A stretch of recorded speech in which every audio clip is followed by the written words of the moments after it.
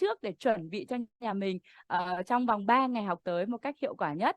Và đây là buổi pre-training của khóa học luyện phản xạ giao tiếp tiếng Anh siêu hiệu quả. Và bạn nào hôm nay mới là lần đầu tiên gặp cô nhỉ? Nếu mà hôm nay là lần đầu tiên gặp cô thì các bạn có thể bình luận số 2 để chúng ta chào nhau được không nhỉ? Nếu hôm nay là lần đầu tiên. Rất tuyệt vời và chào mừng các bạn đến với Thaki, đến với chương trình sẽ chắc chắn giúp các bạn làm thế nào để trong một thời gian tới là các bạn sẽ có được tư duy đúng, phương pháp đúng và một cái lộ trình học hiệu quả để chắc chắn giúp các bạn chinh phục được tiếng Anh một cách hiệu quả và dễ dàng.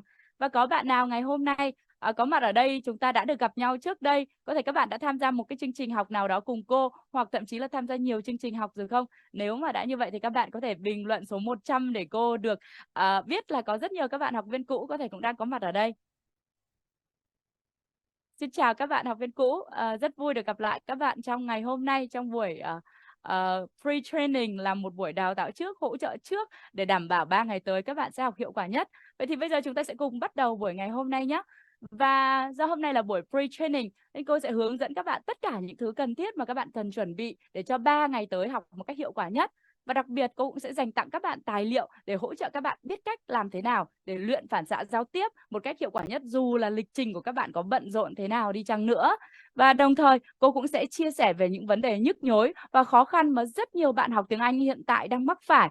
Và nhất là những tư duy sai và những cách học sai cần tránh để các bạn có thể tìm ra được các tư duy đúng và phương pháp đúng để đảm bảo là chắc chắn sau 3 buổi tới thứ Sáu, thứ Bảy, Chủ nhật các bạn sẽ thấy tiếng Anh vô cùng dễ dàng và chắc chắn là các bạn sẽ biết cách làm thế nào để chinh phục được tiếng Anh.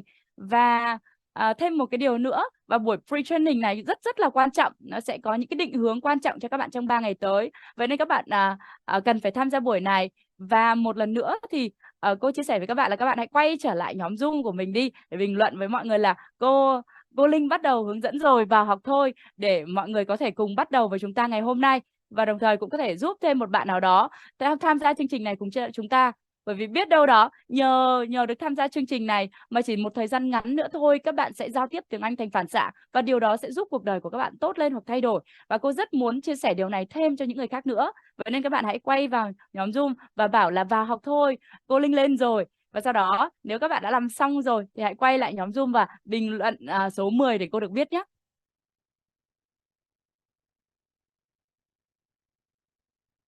Và trong buổi ngày hôm nay có thể có rất nhiều bạn mới gặp cô lần đầu tiên. Vậy nên là cô xin phép dành một chút thời gian chúng ta làm quen với nhau. Và các bạn hãy bình luận số 2 nhé để chúng ta sẽ được làm quen với nhau để các bạn có thể biết cô là ai và cô cũng có thể hỗ trợ các bạn một cách hiệu quả hơn. Và xin giới thiệu với các bạn, cô là Vũ Thùy Linh, hiện tại cô đang là tổng giám đốc của công ty trách nhiệm hữu hạn đào tạo Thaki và tính đến năm 2023 thì cô đã có kinh nghiệm 11 năm trong lĩnh vực đào tạo tiếng Anh và cô cùng với đội ngũ nhân sự của mình ở các trung tâm thì đã giúp đỡ cho hàng nghìn bạn học sinh học online, offline và hàng chục nghìn bạn học sinh online tự tin sử dụng thành thạo tiếng Anh trong cuộc sống, công việc cũng như học tập. Và ngoài ra thì cô cũng là một doanh nhân, một diễn giả chuyên tổ chức các cái chương trình đào tạo về phát triển bản thân, kinh doanh và hỗ trợ cho các doanh nghiệp. Và cô đã trực tiếp đào tạo hơn 10.000 học viên với các chương trình về tiếng Anh hay kinh doanh, phát triển bản thân, nuôi dạy con hay kể cả về sức khỏe để hỗ trợ và chia sẻ cho mọi người những kiến thức hữu ích. Và cô cũng rất may mắn đó là mình có cơ hội được đến nhiều nước khác nhau, gặp gỡ nhiều bạn bè quốc tế cũng như nhiều người thầy trên khắp thế giới để được phát triển bản thân mình hơn và đồng thời mang những kiến thức tuyệt vời về Việt Nam chia sẻ. Và cô cũng có nhiều cơ sở đào tạo tiếng Anh từ chương trình miễn phí đến những chương trình chất lượng cao, hỗ trợ nhiều các bạn từ các lứa tuổi khác nhau, từ mầm non tới tiểu học, tới trung học và với sinh viên và người đi làm. Và cô cũng rất là may mắn là ngoài những chương trình và những cơ sở học trực tiếp ra thì cô cũng có những chương trình và những khóa học online được đăng tải lên các kênh học trực tuyến như Edumo hay là Unica. Và có một điều rất là tuyệt vời khi cô được các bên cộng tác chia sẻ lại thì các cái khóa học của cô là một trong những khóa học được học viên rất là yêu quý và học rất là hiệu quả. Và đặc biệt là các chương trình về tiếng Anh có nhất là ở bên Unica hay là Edumo có chia sẻ lại là có những tháng các cái khóa học online của cô đã có hàng nghìn học viên mới tham gia và học viên thì đều có những phản hồi tích cực bởi vì chỉ cần tham gia một cái khóa học thôi đã giúp học viên cải thiện rất rất là nhiều. Và chính vì vậy cô rất là may mắn cô đã liên tiếp được xếp top các cái khóa học được học sinh yêu quý nhất trên rất là nhiều trang mạng học trực tuyến. Và đây là một số cái hình ảnh ở một số khóa học của cô. Và cô cũng là người biên soạn trực tiếp và sở hữu những bộ giáo trình và những chương trình chất lượng cao như là My English, My Family và My School. Các bộ giáo trình này thì đang được sử dụng và đào tạo tại ở rất nhiều các trung tâm khác nhau, các bạn có thể thấy. Và Megastar cũng là một nơi mà cô hỗ trợ rất nhiều các bạn sinh viên và người đi làm được học tiếng Anh, và cô đã ký kết có một cái lễ ký kết chuyển giao bản quyền cho cơ sở này để giúp đỡ được nhiều sinh viên và người đi làm hơn nữa để học tiếng Anh một cách hiệu quả hơn, bởi vì cô biết là nhu cầu học tiếng Anh ở Việt Nam đang rất là lớn. Và đặc biệt là có rất nhiều, theo thời gian thì cô thấy rất là vui vì có vô số học sinh đã đạt được những tiến bộ vượt bậc nhờ cái phương pháp học luyện phản xạ giao tiếp tiếng Anh siêu hiệu quả mà cô sẽ chia sẻ với các bạn trong 3 buổi học tới. Và có rất nhiều các anh chị thậm chí không phải còn là sinh viên hay là học sinh nữa mà đã đi làm rồi và công việc cũng cực kỳ bận, nhưng mà nhờ học theo cái phương pháp này thì cũng đã đạt được sự tiến bộ rất lớn về tiếng Anh, nếu không muốn nói là một sự tiến bộ vượt bậc, từ không thể giao tiếp nghe nói đến có thể sử dụng được, và đồng thời còn sử dụng nó vào trong công việc để làm việc với đối tác nước ngoài và ký được rất nhiều các hợp đồng lớn. Và đây là một điều khiến cô rất là hạnh phúc. Và đặc biệt là với chương trình cho những bạn nhỏ, thì khi các bạn học sinh có học những cái chương trình do cô thiết kế thì có rất nhiều bạn là học xong có những sự tiến bộ rất là vượt bậc. Các bạn ấy từ rất là sợ tiếng Anh, ngại tiếng Anh và không biết làm thế nào để có thể học được tiếng Anh, và đến lớp thì là cảm thấy rất là buồn ngủ và sợ môn tiếng Anh. Nhưng mà sau một cái thời gian học thì các bạn ấy đã tăng vọt điểm số trên lớp. Có nhiều bạn là đi thi liên tiếp được 9, 10 và thậm chí được chọn đi thi học sinh giỏi nữa. Và điều này cũng là một trong những điều khiến cô cảm thấy rất là hạnh phúc. Và nhiều bạn sinh viên học xong thì đã có những cái sự tiến bộ vượt bậc ở trên trường, và nhiều bạn học viên học xong thì đã tự tin giao tiếp với người nước ngoài và có thể tự tin đi đi kết nối gặp gỡ với người nước ngoài. Và thêm một điều nữa, một điều rất là tự hào, đó là sau một cái thời gian theo học, do cái phương pháp học rất là hiệu quả và nó rất là đơn giản và dễ để bắt chước theo, thì nhiều học viên sau khi học chương trình mà cô hướng dẫn thì không chỉ là sử dụng tiếng Anh thành thạo đâu, mà các bạn ấy không chỉ là giao tiếp tốt được bằng tiếng Anh, mà thấy là cái cách học, cái phương pháp học nó hay quá, nó tuyệt vời quá. Và sau đó thì các bạn ấy đam mê với ngành tiếng Anh luôn, và sau đó còn trở thành giáo viên dạy tiếng Anh, và các bạn đi thi những cái chứng chỉ để trở thành cái chứng chỉ giáo viên giảng dạy quốc tế, để trở thành giáo viên có thể giảng dạy được tiếng Anh. Và có nhiều bạn, rất là nhiều bạn học viên học thì sau đó đã thi được nhiều chứng chỉ. Ví dụ chứng chỉ TESOL là chứng chỉ giáo viên giảng dạy quốc tế, hay có những bạn thi IELTS đã được 7.5, hay có nhiều bạn thi được 800, 900 TOEIC. Đây là một trong những điều rất là tuyệt vời, và cô rất là may mắn đã nhận được vô cùng nhiều lời cảm ơn từ đây, các bạn có thể xem. Cô thấy rất là hạnh phúc khi cô nhận được rất nhiều lời cảm ơn từ các bạn học viên đã học theo thời gian. Các bạn liên tục gửi cho cô những cái cảm nhận là sau khi học xong các bạn cảm thấy tuyệt vời như thế nào và các bạn đã tiến bộ ra sao. Và cô cũng đồng thời là tác giả của cuốn sách Phát triển bản thân, tư duy đúng, thay đổi cuộc đời. Cô rất là vui khi mình đã hoàn thành cuốn sách này để chia sẻ về những cái tư duy nó đã giúp cô từ khi không có gì, nhưng sau đó vì mình được học và tiếp nhận những cái thông tin, những tư duy đúng mà mình đã trở thành như ngày hôm nay và có những kết quả như bây giờ. Thì đây cũng là một trong những cuốn sách là cô đã viết là tổng kết lại những điều đã dẫn dắt mình để bắt đầu từ con số 0 tới khi có những kết quả tuyệt vời trong cuộc sống. Và ngoài tiếng Anh ra thì cô còn giảng dạy về nhiều các chương trình khác, về con người, về phát triển bản thân, về công việc kinh doanh như các bạn có thể thấy ở đây. Và theo thời gian thì đã có rất nhiều các cái chương trình được tổ chức và có vô vàn học sinh được tham gia. Và cô càng ngày càng cảm thấy yêu thích việc đào tạo hơn, bởi vì thông qua việc đào tạo cô được hỗ trợ giúp rất là nhiều người phát triển bản thân và hoàn thiện bản thân hơn theo thời gian. Vì cô tin giáo dục là vũ khí mạnh nhất để thay đổi thế giới. Việc các bạn được học thêm, được nâng cao, phát triển bản thân kiến thức sẽ giúp các bạn đạt được nhiều kết quả trong tương lai hơn mà chúng ta chưa thể biết trước được. Và cứ được học, cứ được phát triển hơn thì khả năng rất là cao là chúng ta sẽ có một cuộc sống tốt hơn. Và giới thiệu với các bạn một chút, bởi vì hôm nay là cô sẽ thiết kế chương trình dành cho các bạn sinh viên hay người đi làm, hay là những anh chị đã làm kinh doanh mà chúng ta rất là bận rộn nhưng chúng ta nhận thấy được tầm quan trọng của tiếng Anh. Vậy nên chúng ta vẫn muốn học để nâng cao khả năng tiếng Anh của mình và thực sự đang nghiêm túc với điều này. Thì hôm nay cô tổ chức chương trình free training để chia sẻ về lộ trình 3 buổi tới. Chúng ta sẽ cần chuẩn bị gì và học ra sao để giúp đặc biệt đó là các anh chị đã đi làm rồi, mình thực sự rất muốn học tiếng Anh nhưng mình đang mắc rất là nhiều vấn đề. Và cô muốn chia sẻ một chút xíu là để giúp các bạn sinh viên trên 18 tuổi hoặc các anh chị đi làm thì ngoài chương trình online như thế này thì cô có chương trình offline học miễn phí hoàn toàn trong 1 năm nữa, mà có thể cô sẽ dành tặng cái món quà này trong 3 buổi sắp tới, nên các bạn nhớ tham gia đến hết chương trình để có thể tham gia và có thể nhận quà trong thời gian tới. thì biết đâu các bạn còn ngoài 3 buổi này ra thì các bạn sẽ được nhận món quà học tiếng Anh hoàn toàn miễn phí trong vòng 1 năm nữa. Thế nên là không biết bạn nào muốn nhận quà không thì hãy bình luận xuống bên dưới là em muốn nhận quà nhé, hoặc là nhận quà để cô biết là các bạn có mong muốn nhận quà hay không. Và cô xin giới thiệu một chút xíu về cái chương trình ở Học viện Megastore, chính là chương trình dành cho các bạn sinh viên và người đi làm, mà cũng là những anh chị mà ngày hôm nay cô muốn hỗ trợ để có thể chinh phục được tiếng Anh trong thời gian tới.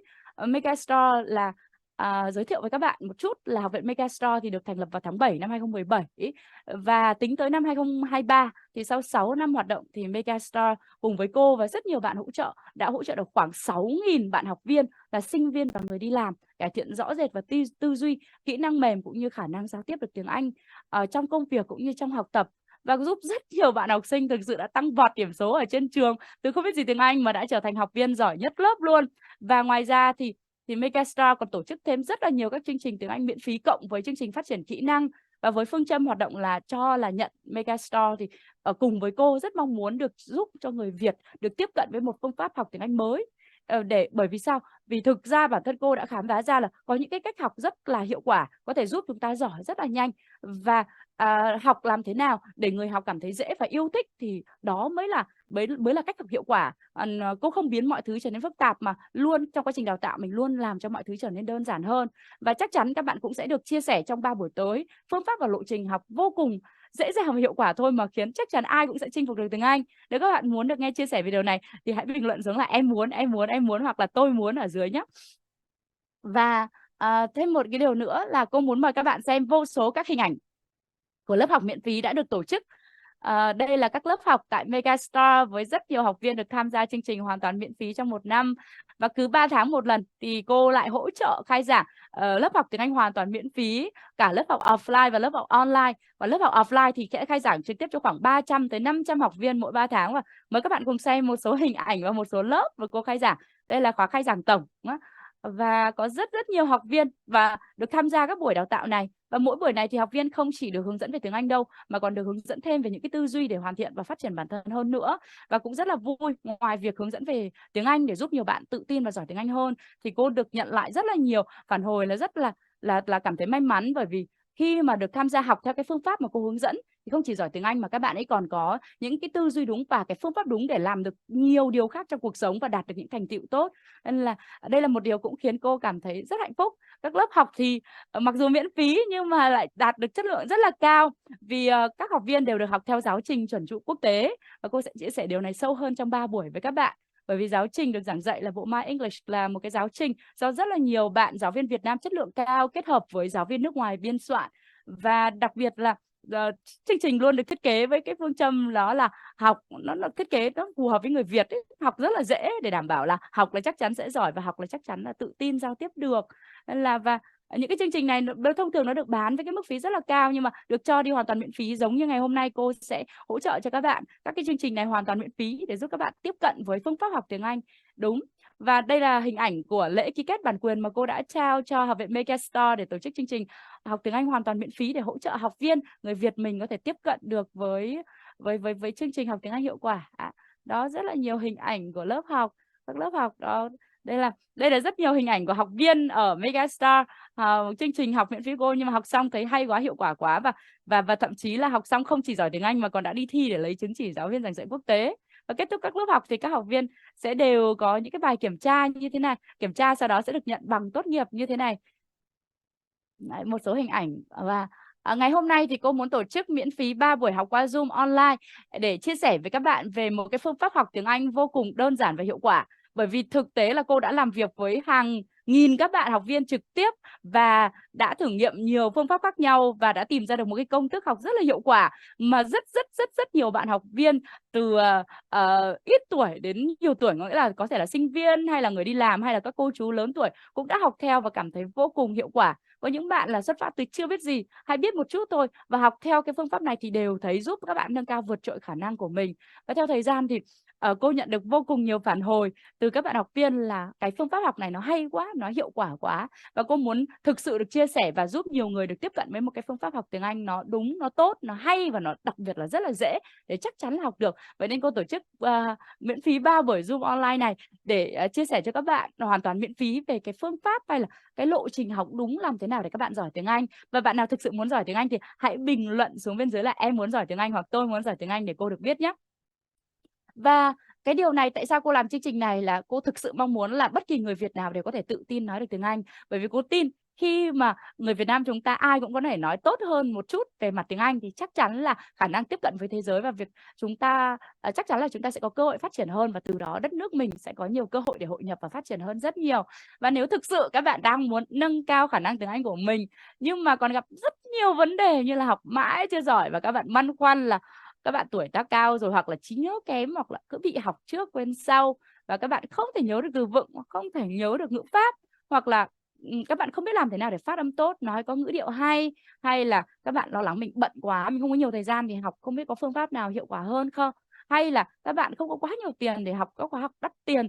Không biết là có bạn nào gặp các vấn đề như cô chia sẻ không? Nếu có thì hãy bình luận là có nhé để cô được biết.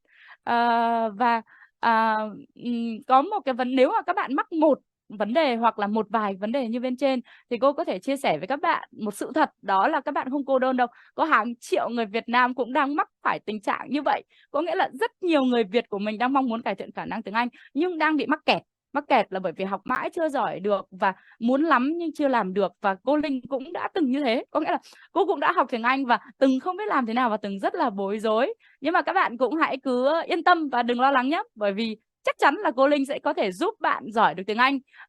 Các bạn hãy cứ theo dõi hết 3 buổi miễn phí này là các bạn có thể hiểu được tại sao cô lại chia sẻ như vậy. Bởi vì cô đã giúp được hàng nghìn học viên học trực tiếp rồi và có rất nhiều bạn đã giỏi tiếng Anh rồi. Vậy nên là cô tin chắc là có thể sau 3 buổi này các bạn sẽ cảm thấy là mình tìm được một cái chân trời mới và tự nhiên là mình sẽ thấy mọi việc nó được mở ra dễ dàng và hiệu quả hơn rất là nhiều. Và từ kinh nghiệm của bản thân mình thì cô cũng là một người học tiếng Anh từ con số 0 cho tới khi có thể thành thạo giao tiếp được.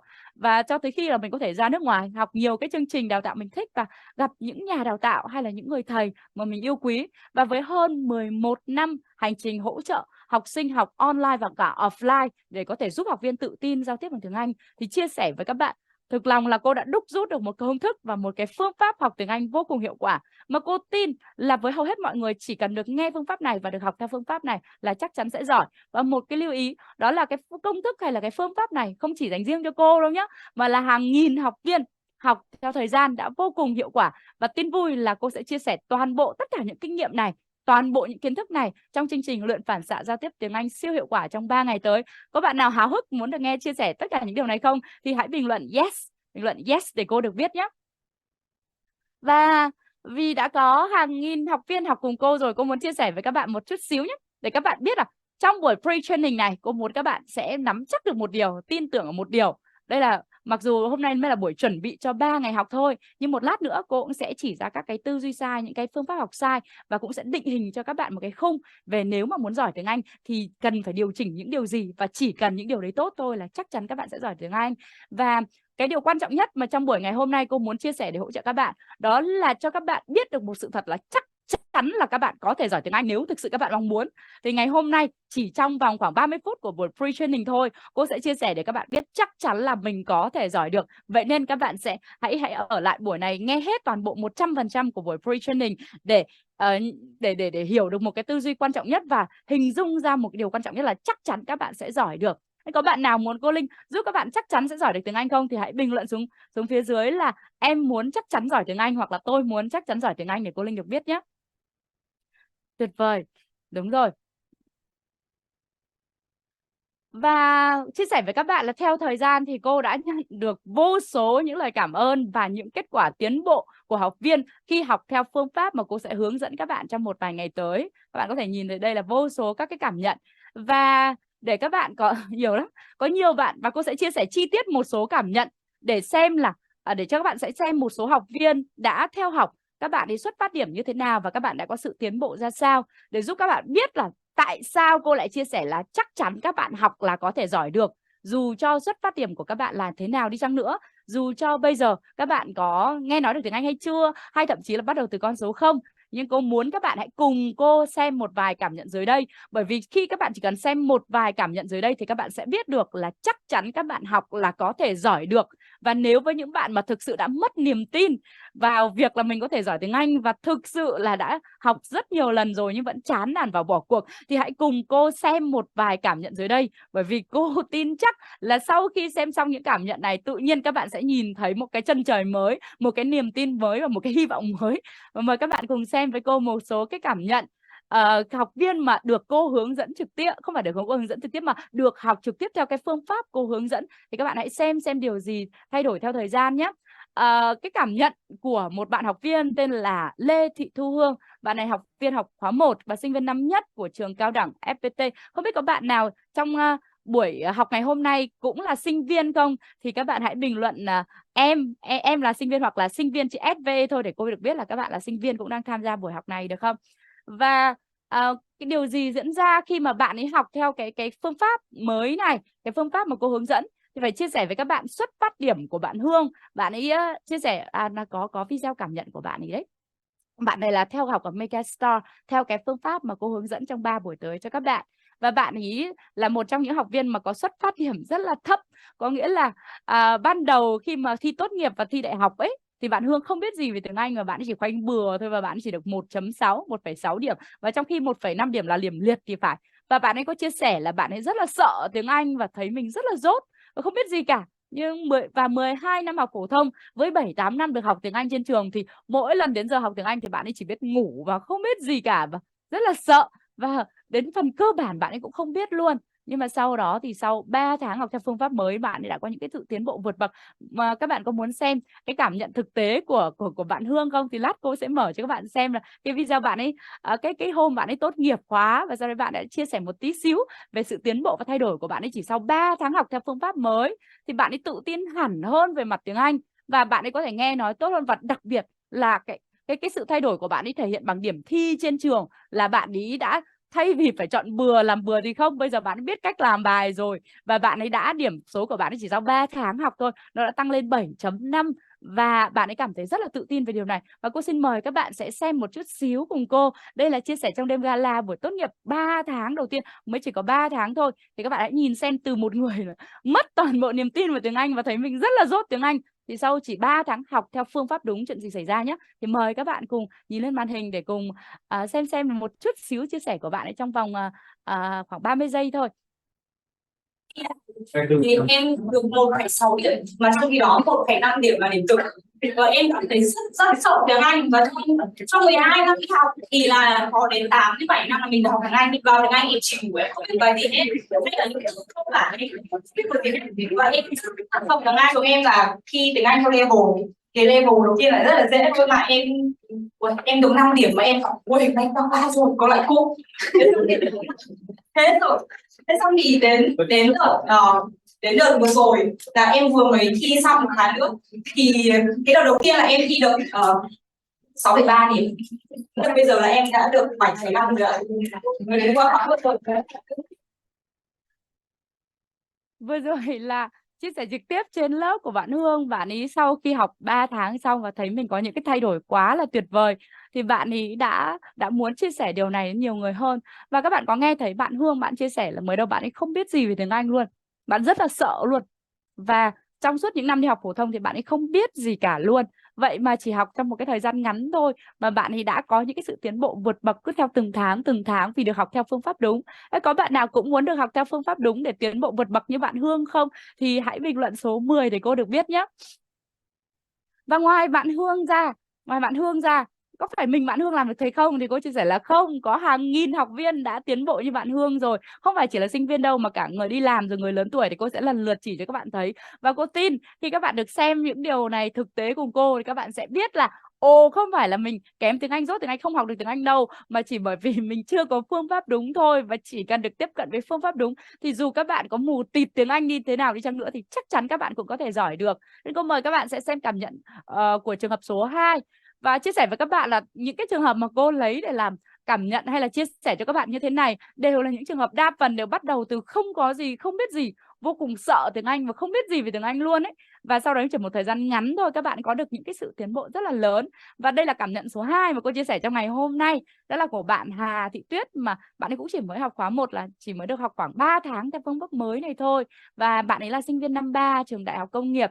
Và chia sẻ một chút thì bạn ấy cũng là một trong những người cũng gần giống như bạn Hương lúc chia sẻ bên trên, đó là ban đầu thì bạn ấy không biết gì về tiếng Anh và bạn ấy nghĩ là mình không thể học nổi, và thậm chí đến người thân, đến trong gia đình, người trong gia đình còn nghĩ là con bé này cũng không học được tiếng Anh đâu, và bạn ấy thậm chí là có ác cảm với tiếng Anh và nghĩ là mình không bao giờ học được tiếng Anh. Vậy mà khi theo cái phương pháp mới này bạn ấy lại có những cái sự tiến bộ vượt bậc, thì cô mời các bạn cùng hướng lên màn hình để cùng xem là bạn ấy đã tiến bộ như thế nào chỉ trong một cái thời gian ngắn khi học theo phương pháp đúng nhé.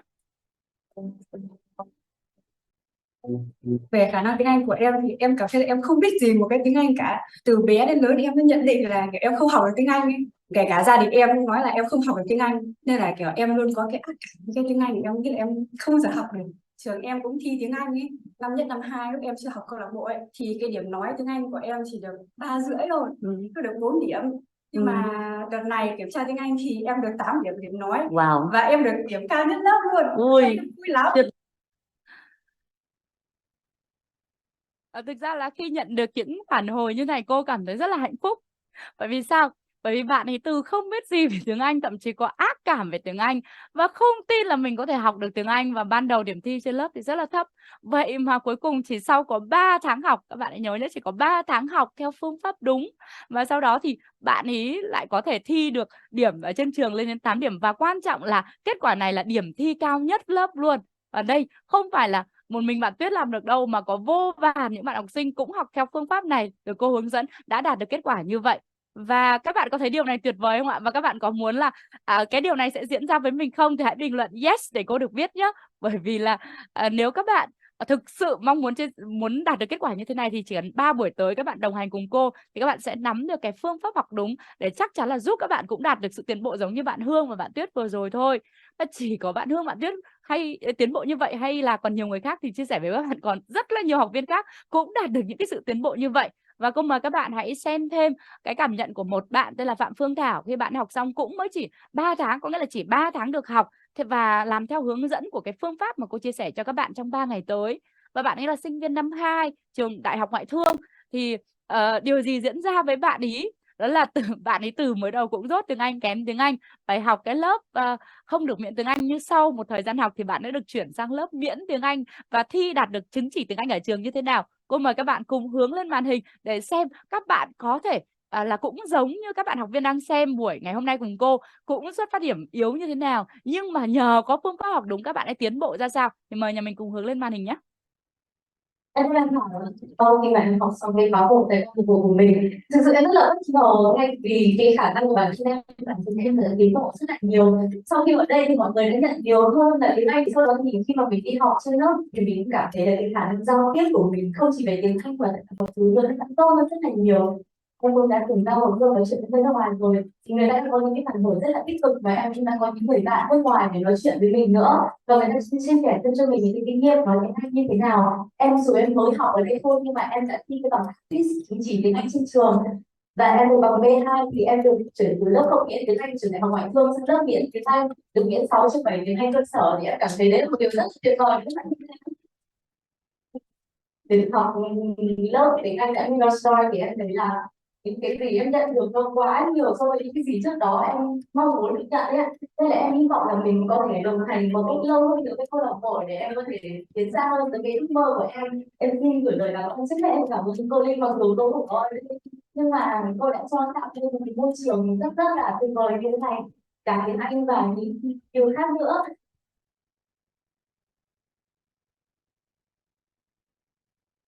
Vừa rồi là thêm một cảm nhận của một bạn được học ở Megastar. Megastar chính là cơ sở mà cô chuyên hỗ trợ và hướng dẫn các bạn trên 18 tuổi dành cho sinh viên và người đi làm. Và ở đó là được học theo phương pháp phù hợp với độ tuổi những người trên 18 tuổi. Và tại sao cô lại chia sẻ những cảm nhận ở Megastar là bởi vì các bạn ấy học theo phương pháp mà cô sẽ hướng dẫn và chia sẻ với các bạn trong 3 buổi học tới. Và các bạn có biết là trong suốt 6 năm qua đã có khoảng 6.000 học viên được học theo phương pháp này và đã đạt được vô cùng nhiều kết quả tuyệt vời, giống như là bạn Hương, bạn Tuyết hay bạn Thảo mà các bạn vừa nghe chia sẻ. Và đây là một trong những điều vô cùng tuyệt vời mà cô muốn các bạn được biết, là có rất nhiều học viên cũng học từ không biết gì và họ rất là sợ tiếng Anh, nhưng sau một cái thời gian thì các bạn ấy đều có thể đạt được những sự tiến bộ lớn. Và cô mong là sau 3 buổi của chương trình này thì cô cũng có thể hỗ trợ các bạn nhìn ra được điều đó để giúp bản thân mình cải thiện khả năng tiếng Anh.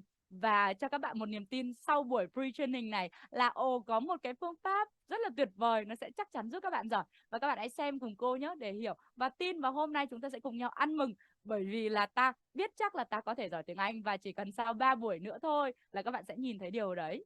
Và ngoài của bạn Phương Thảo ra thì còn ai nữa không? Cô cũng nhận được nhiều các cái phản hồi khác. Tương tự như là có một bạn tên là Tú chẳng hạn, sinh viên năm 2 trường Đại học Kỹ thuật Công nghiệp.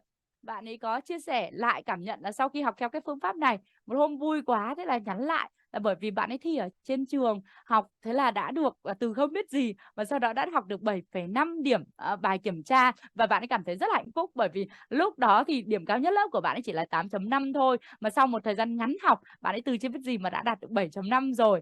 Tất cả những điều này khiến cô cảm thấy rất là vui. Và ngoài bạn ấy ra thì còn nhiều trường hợp khác lắm, ví dụ như là trường hợp của bạn Hoàng này chẳng hạn. Bạn ấy cũng học ở Megastore theo phương pháp luyện phản xạ giao tiếp tiếng Anh siêu hiệu quả mà 3 buổi nữa cô sẽ hướng dẫn các bạn. Thì bạn ấy thật là bất ngờ, bạn ấy đã thi qua được bằng A2 và điểm nói của bạn ấy được đến tận 24 trên 25 điểm, có nghĩa là gần đạt điểm tuyệt đối. Và bạn ấy cũng được tham gia chương trình học hoàn toàn miễn phí cùng cô và các bạn ở Megastore. Không biết có bạn nào cũng thích những cái chương trình miễn phí nhưng nó lại siêu hiệu quả và chất lượng và tạo ra những kết quả tuyệt vời này không? Thì hãy bình luận xuống dưới là em muốn để cô được biết nhé. Bởi vì trong 3 ngày tới cô sẽ dành tặng các bạn rất nhiều món quà và rất nhiều các cái chương trình học miễn phí. Và nếu các bạn mong muốn thì hãy tham gia đầy đủ các buổi để nhận hết các phần quà mà cô trao tặng nhé. Và ngoài bạn đi ra thì đây còn vô vàn những cái lời cảm ơn khác và những cái chia sẻ cảm nhận như của bạn Ninh Thị Diễm Quỳnh, cũng mới chỉ học thạo 3 tháng theo phương pháp cô hướng dẫn mới, sinh viên Đại học Ngoại thương. Thì bạn ý chia sẻ là ở trường thì bạn ấy toàn học với giáo viên người nước ngoài hoặc là các thầy cô mà nói với tốc độ native speaker, có nghĩa là nói với tốc độ người bản xứ. Và lúc đầu thì không nghe được nhiều lắm, nhưng mà chỉ sau một thời gian ngắn thì bạn ấy nhờ chỉ học theo cái phương pháp đúng một thời gian thì đã nghe được khoảng 80-90% và bắt đầu cảm thấy là đọc báo trở nên dễ dàng hơn rất nhiều và bạn có thể hiểu được hết ý người ta muốn diễn đạt. Và có phải chỉ các bạn sinh viên học thì mới hiệu quả không? Phần vừa rồi là phần cảm nhận cô muốn dành cho các bạn sinh viên mà đã học mãi rồi không giỏi thì các bạn yên tâm là chắc chắn nếu các bạn học với phương pháp đúng thì các bạn có thể giỏi được giống như những chia sẻ vừa rồi mà cô gửi cho các bạn. Và ngoài các bạn sinh viên ra thì có rất nhiều các anh chị đi làm hỏi cô một câu, đó là sinh viên thì các bạn ấy còn trẻ, còn có nhiều thời gian có thể học được, thì không biết là người đi làm bận rộn thì học có hiệu quả hay không. Thì không biết là có anh chị và bạn nào là đã ra trường đang đi làm rồi và lịch trình của mình cũng rất là bận rộn nhưng vẫn muốn cải thiện tiếng Anh không? Thì hãy bình luận số 9 xuống để cô Linh được biết nhé. Các bạn hãy bình luận số 9 để cô được biết. Và chia sẻ với các bạn tại sao ngày hôm nay cô lại chia sẻ những cảm nhận này cho các bạn. Bởi vì trong quá trình hướng dẫn, lát nữa cô sẽ chia sẻ sâu hơn. Cô có thể chia sẻ một điều, đó là trong quá trình hành trình 11 năm mình hỗ trợ hàng nghìn học viên học trực tiếp, thì cô nhận thấy là mọi người có chia sẻ, các bạn gặp rất là nhiều khó khăn trong quá trình học tiếng Anh. Và các bạn đưa ra rất nhiều lý do khác nhau. Tuy nhiên cô hay chia sẻ lại một điều, đó là những cái lý do là từ phía người học đưa ra mà các bạn chưa biết được nguyên nhân gốc rễ thực sự khiến mình mắc phải những vấn đề đó là gì. Và với kinh nghiệm là người đào tạo thì cô có thể chia sẻ đó là do các bạn mắc 2 điều chính nên các bạn gặp vô cùng nhiều khó khăn trên hành trình học tiếng Anh. Đó là chưa có tư duy đúng và phương pháp học đúng. Tư duy đúng đó, điều đầu tiên là nhiều bạn không tin là mình có thể giỏi được tiếng Anh. Các bạn mất niềm tin về việc học tiếng Anh rồi và các bạn không nghĩ là mình còn có thể giỏi được tiếng Anh. Và các bạn rất là ngại, rất là sợ và thậm chí nhiều bạn lại còn có ác cảm với việc học tiếng Anh. Và cô có thể chia sẻ phần này không phải là phần quảng cáo, cũng không phải là phần giới thiệu, cũng không phải là phần khoe cho các bạn biết là cái phương pháp học của cô hiệu quả như thế nào. Bởi vì một số bạn có thể nghĩ là cô đang quảng cáo hay là marketing hay là đánh bóng. Không, tất cả những gì cô đang chia sẻ là những kết quả thực tế học viên đạt được. Và cô muốn chia sẻ phần này không phải để quảng cáo mà để các bạn biết là hoàn toàn có phương pháp để giúp mình học từ không biết gì mà mình vẫn có thể giỏi được. Bởi vì nếu các bạn nghĩ là tiếng Anh khó lắm, mình không biết làm thế nào để có thể giỏi được, và mình không còn tin là mình có thể giỏi tiếng Anh nữa, với cái tư duy và với cách nghĩ này ở trong đầu, thì làm sao mình còn muốn học tiếng Anh? Và khi mình không muốn và mình không tin là mình có thể giỏi thì mình đâu có học đâu, và mình đâu có tìm hiểu các phương pháp đâu. Thì đây chính là tư duy chặn đầu tiên mà cô muốn chia sẻ ngày hôm nay. Và rất nhiều bạn, nhiều anh chị do những cái trải nghiệm về cách học tiếng Anh nó chưa đúng, dẫn đến việc mình chưa giỏi được, nên hình thành cái tư duy là mình không thể giỏi được, mình học tiếng Anh mình không thể nhớ được, mình bị hỏng từ vựng và ngữ pháp. Không biết có bạn nào cũng bị mắc như vậy không, thì có thể bình luận số 10 cho cô được biết không? Và đây chính là vấn đề thực sự, nó là nhức nhối nhất mà cô muốn giải quyết đầu tiên cho những học viên đến với cô. Bởi vì rất nhiều người, đấy là họ muốn học tiếng Anh đấy, nhưng mà thực ra sâu bên trong họ thì họ không thực sự tin là họ có thể giỏi được. Vậy thì làm sao họ có thể giỏi được cơ chứ? Vậy nên tại sao cô chia sẻ những cái cảm nhận của học viên, là cô muốn cho các bạn, những cái cảm nhận này đều của những học viên học từ chưa biết gì. Cô muốn tất cả các bạn tham gia buổi ngày hôm nay biết là nếu như các bạn thực sự không biết gì, nếu các bạn đã đi làm bận rộn, và kể cả là nếu mà các bạn đã từng nghi ngờ về cái khả năng của mình, đó là trí nhớ không tốt, mình cứ học trước quên sau, thì ngày hôm nay sau buổi này, cô muốn các bạn xóa bỏ những cái niềm tin tiêu cực đó. Khi mà các bạn xóa bỏ được những cái niềm tin đó và tin chắc là mình có thể giỏi được, và tin chắc là có những cái phương pháp có thể giúp mình tiến bộ và nâng cao và có thể giao tiếp được bằng tiếng Anh, thì cô nghĩ hành trình học tiếng Anh của chúng ta sẽ bắt đầu được tháo gỡ đến 80% rồi. Vậy nên ngày hôm nay, mục đích của buổi pre-training này, cô muốn các bạn có một niềm tin chắc chắn là chắc chắn các bạn có thể giỏi được, và chắc chắn có phương pháp phù hợp với các bạn để giúp các bạn giỏi được, dù các bạn đang ở đâu, xuất phát điểm như thế nào đi chăng nữa, và cô sẽ đồng hành với các bạn để giúp các bạn làm được điều này. Vậy nên nếu các bạn nghĩ phần này là phần quảng cáo, giới thiệu, hay là chia sẻ về chất lượng chương trình hay là cái gì, thì không phải đâu. Đây là một phần vô cùng quan trọng. Cô muốn các bạn nhìn thấy và có một cái niềm tin ở bản thân là có nhiều bạn cũng giống mình, cũng bị mắc những cái vấn đề như thế, nhưng bằng cách nào đó chỉ sau một cái thời gian ngắn khoảng 3 tháng là các bạn ấy lại đạt được những kết quả tuyệt vời như vậy. Và điều tuyệt vời đó hoàn toàn có thể xảy ra với các bạn đang học ngày hôm nay. Và không biết có bạn nào muốn những điều tuyệt vời như vậy sẽ xảy ra với các bạn không, thì hãy bình luận số 1000 xuống dưới để cô được biết là các bạn đang rất khát khao thực sự muốn chinh phục tiếng Anh. Và ngày hôm nay chúng ta sẽ cùng giải quyết cái tâm lý sợ ngại và không biết là có phương pháp nào phù hợp không. Thì cô khẳng định với các bạn chắc chắn có cách để giúp các bạn giỏi tiếng Anh. Các bạn hãy bình luận để cô được biết nhé. Và ngoài các bạn sinh viên ra, thì trong quá trình hỗ trợ cô còn hướng dẫn rất nhiều các anh chị làm kinh doanh hay đi làm và bận rộn rồi, nhưng mà được áp dụng theo phương pháp học đúng nên đã đạt được rất nhiều kết quả. Và cô muốn các bạn cùng xem một chút xíu nhé. Đó là kết quả của một chị học viên tên là Nguyễn Phương Hồng Quế. Chị này cũng mới chỉ học được 3 tháng và hình như có đi ôn tập lại, hình như là học được khoảng 5-6 tháng gì đó. Chị là phó hiệu trưởng của một trường cấp 1 và chị cũng đã từng không biết gì về tiếng Anh, và là phó hiệu trưởng thì chị phải đi dự giờ các lớp, và có dự giờ các lớp mà giáo viên dạy bằng tiếng Anh. Thì trong các lớp mà giáo viên dạy tiếng Anh ấy, học sinh có tương tác với cô là chị cảm thấy rất là bất lực, bởi vì chị đi dự giờ mà chị không hiểu cô dạy gì, cũng không hiểu học sinh nói gì. Và không biết là có anh chị bạn nào đi làm rồi và cũng bị bất lực như vậy và rơi vào những hoàn cảnh phải dùng đến tiếng Anh, mình không biết làm như thế nào, thì hãy bình luận số 3 cho cô được biết được không? Thế là mình đi làm, mình cũng gặp những cái khó khăn trong việc học tiếng Anh và có những hoàn cảnh dùng đến tiếng Anh mà mình đã không dùng được. Các bạn yên tâm nhé, các bạn cứ xem những cảm nhận này đi. Để cô muốn các bạn biết chắc một điều là chắc chắn các bạn có thể giỏi được tiếng Anh, để các bạn có cái niềm tin điều đấy đã. Thì trong 3 ngày tới thì cô sẽ hỗ trợ các bạn làm thế nào để tiếp cận được với phương pháp đúng này. Và trong ngày hôm nay thì cô cũng sẽ tiết lộ những điều các bạn cần chuẩn bị để chắc chắn là 3 ngày tới chúng ta sẽ học hiệu quả với nhau. Và thật là có cái ảnh đây và các bạn có thể nhìn thấy chị chia sẻ là nhiều người xung quanh chị quá là kinh ngạc, bởi vì chỉ sau một cái thời gian ngắn khoảng 5 hay 6 tháng chị theo học cái phương pháp đúng mà cô có chia sẻ, thì tới lớp chị đã có thể nói chuyện, nhận xét giáo viên và người xung quanh rất là bất ngờ, bởi vì không hiểu sao là mình có thể nói tốt tiếng Anh như vậy. Bởi vì người xung quanh quá ngạc nhiên, bởi vì trước đó thì không biết gì, không nói được gì, mà đến bây giờ lại có thể nghe nói tốt như vậy. Và có bạn hỏi cô trong nhóm vừa rồi là người mất gốc có phù hợp với nhóm hay không, thì cô chia sẻ nếu các bạn đang mất gốc và không biết gì tiếng Anh, đang rất sợ tiếng Anh, hay là các bạn có biết một chút rồi, hoặc là các bạn biết nhiều từ vựng, ngữ pháp nhưng chưa thể giao tiếp được, thì cô đảm bảo là hoàn toàn phù hợp với chương trình này, với 3 buổi học sắp tới. Thì các bạn cũng muốn ngày hôm nay các bạn được nghe chia sẻ từ những người hoàn toàn mất gốc, không biết gì mà họ còn đạt được những cái sự tiến bộ vượt bậc như vậy, thì chắc chắn là cô có thể giúp được các bạn giỏi tiếng Anh. Và bây giờ thì cô sẽ mời các bạn nhìn lên màn hình để xem sự thay đổi của một bạn học viên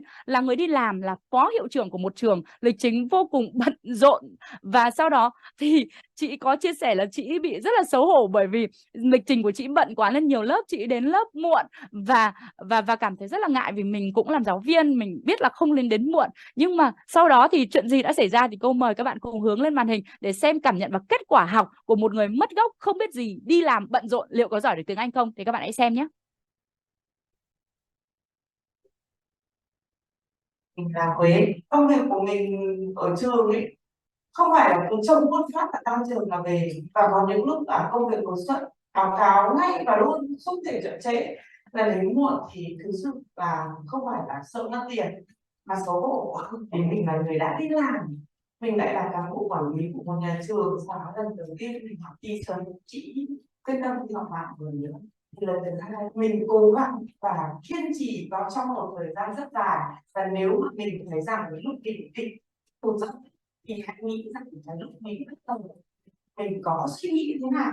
Đầu tiên mình dự giờ tiếng Anh nghe chẳng hiểu cô giáo nói gì, học sinh nào chẳng hiểu cái gì, còn chẳng biết được chữ gì, ngồi dự giờ xong mà phải lên cái sổ dự giờ chứ có cái gì cả. Thế nhưng bây giờ mình biết được và mình nói được và mình nhận xét được cho giáo viên, họ quá ngạc nhiên, họ bảo sao lại nhanh thế, năm ngoài nó chỉ nhận xét được cái gì, năm nay sao mà lại làm thế, và nói lắm bởi vì người đấy. Và các bạn có thể thấy là từ không nghe được, không nói được, không thể dùng được tiếng Anh, và sau một thời gian chị có thể nghe được, nói được, viết được, nhận xét được, khiến những người xung quanh quá kinh ngạc. Và người ta hỏi là tại sao lại nhanh thế, tại sao có thể làm được điều đó, là bởi vì học theo phương pháp đúng đấy. Vậy nên ngày hôm nay cô muốn chia sẻ một điều là nếu có anh chị và bạn nào thực sự là mình đã đi làm, mình rất là bận rộn và mình có rất là nhiều việc phải lo, nhưng mà mình vẫn cảm thấy mình phải nâng cao khả năng tiếng Anh do áp lực từ công việc, hay là mình muốn tìm kiếm những cơ hội mới, và mình đang bối rối và lo sợ không biết mình có thể giỏi được không, thì cô chia sẻ với các bạn là chắc chắn các bạn có thể giỏi được. Và chúc mừng, bởi vì các bạn đã đến đúng chỗ. Vì chỉ sau 3 buổi của khóa học miễn phí mà cô dành tặng thì các bạn sẽ có một cái nhìn hoàn toàn khác về tiếng Anh. Vậy nên là xin chúc mừng các anh chị và các bạn đang đi làm mà có mặt trong chương trình ngày hôm nay. Chúng ta hãy cùng bình luận là chúc mừng các anh chị và chúc các anh chị sẽ chắc chắn giỏi được tiếng Anh nhé.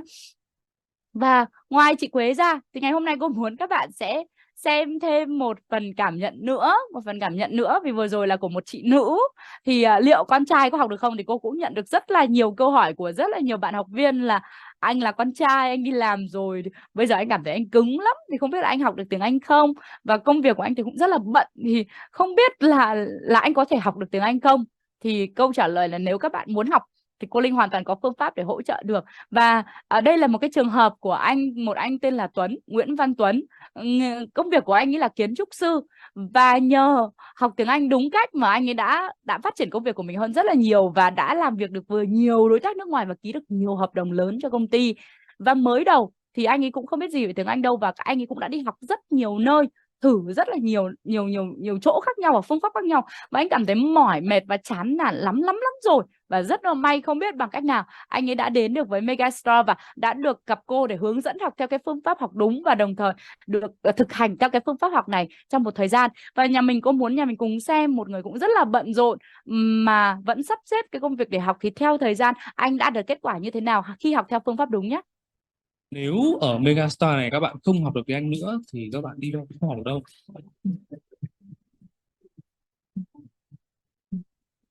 Thế tôi là một cái nhân chứng, tôi mất khoảng 3 năm trời tôi đi tìm, nó mỏi cánh lắm rồi, và đây là chốt đáp. Mình đã học khoảng 2 câu lạc bộ, đi được quả 30 buổi là mình out luôn. Thì đến Megastar thì đúng là rất khó khăn, hành trình cực kỳ khó khăn. Để Phỏng được vấn đồng ý vào câu lạc bộ. trượt, hy vọng được học lại.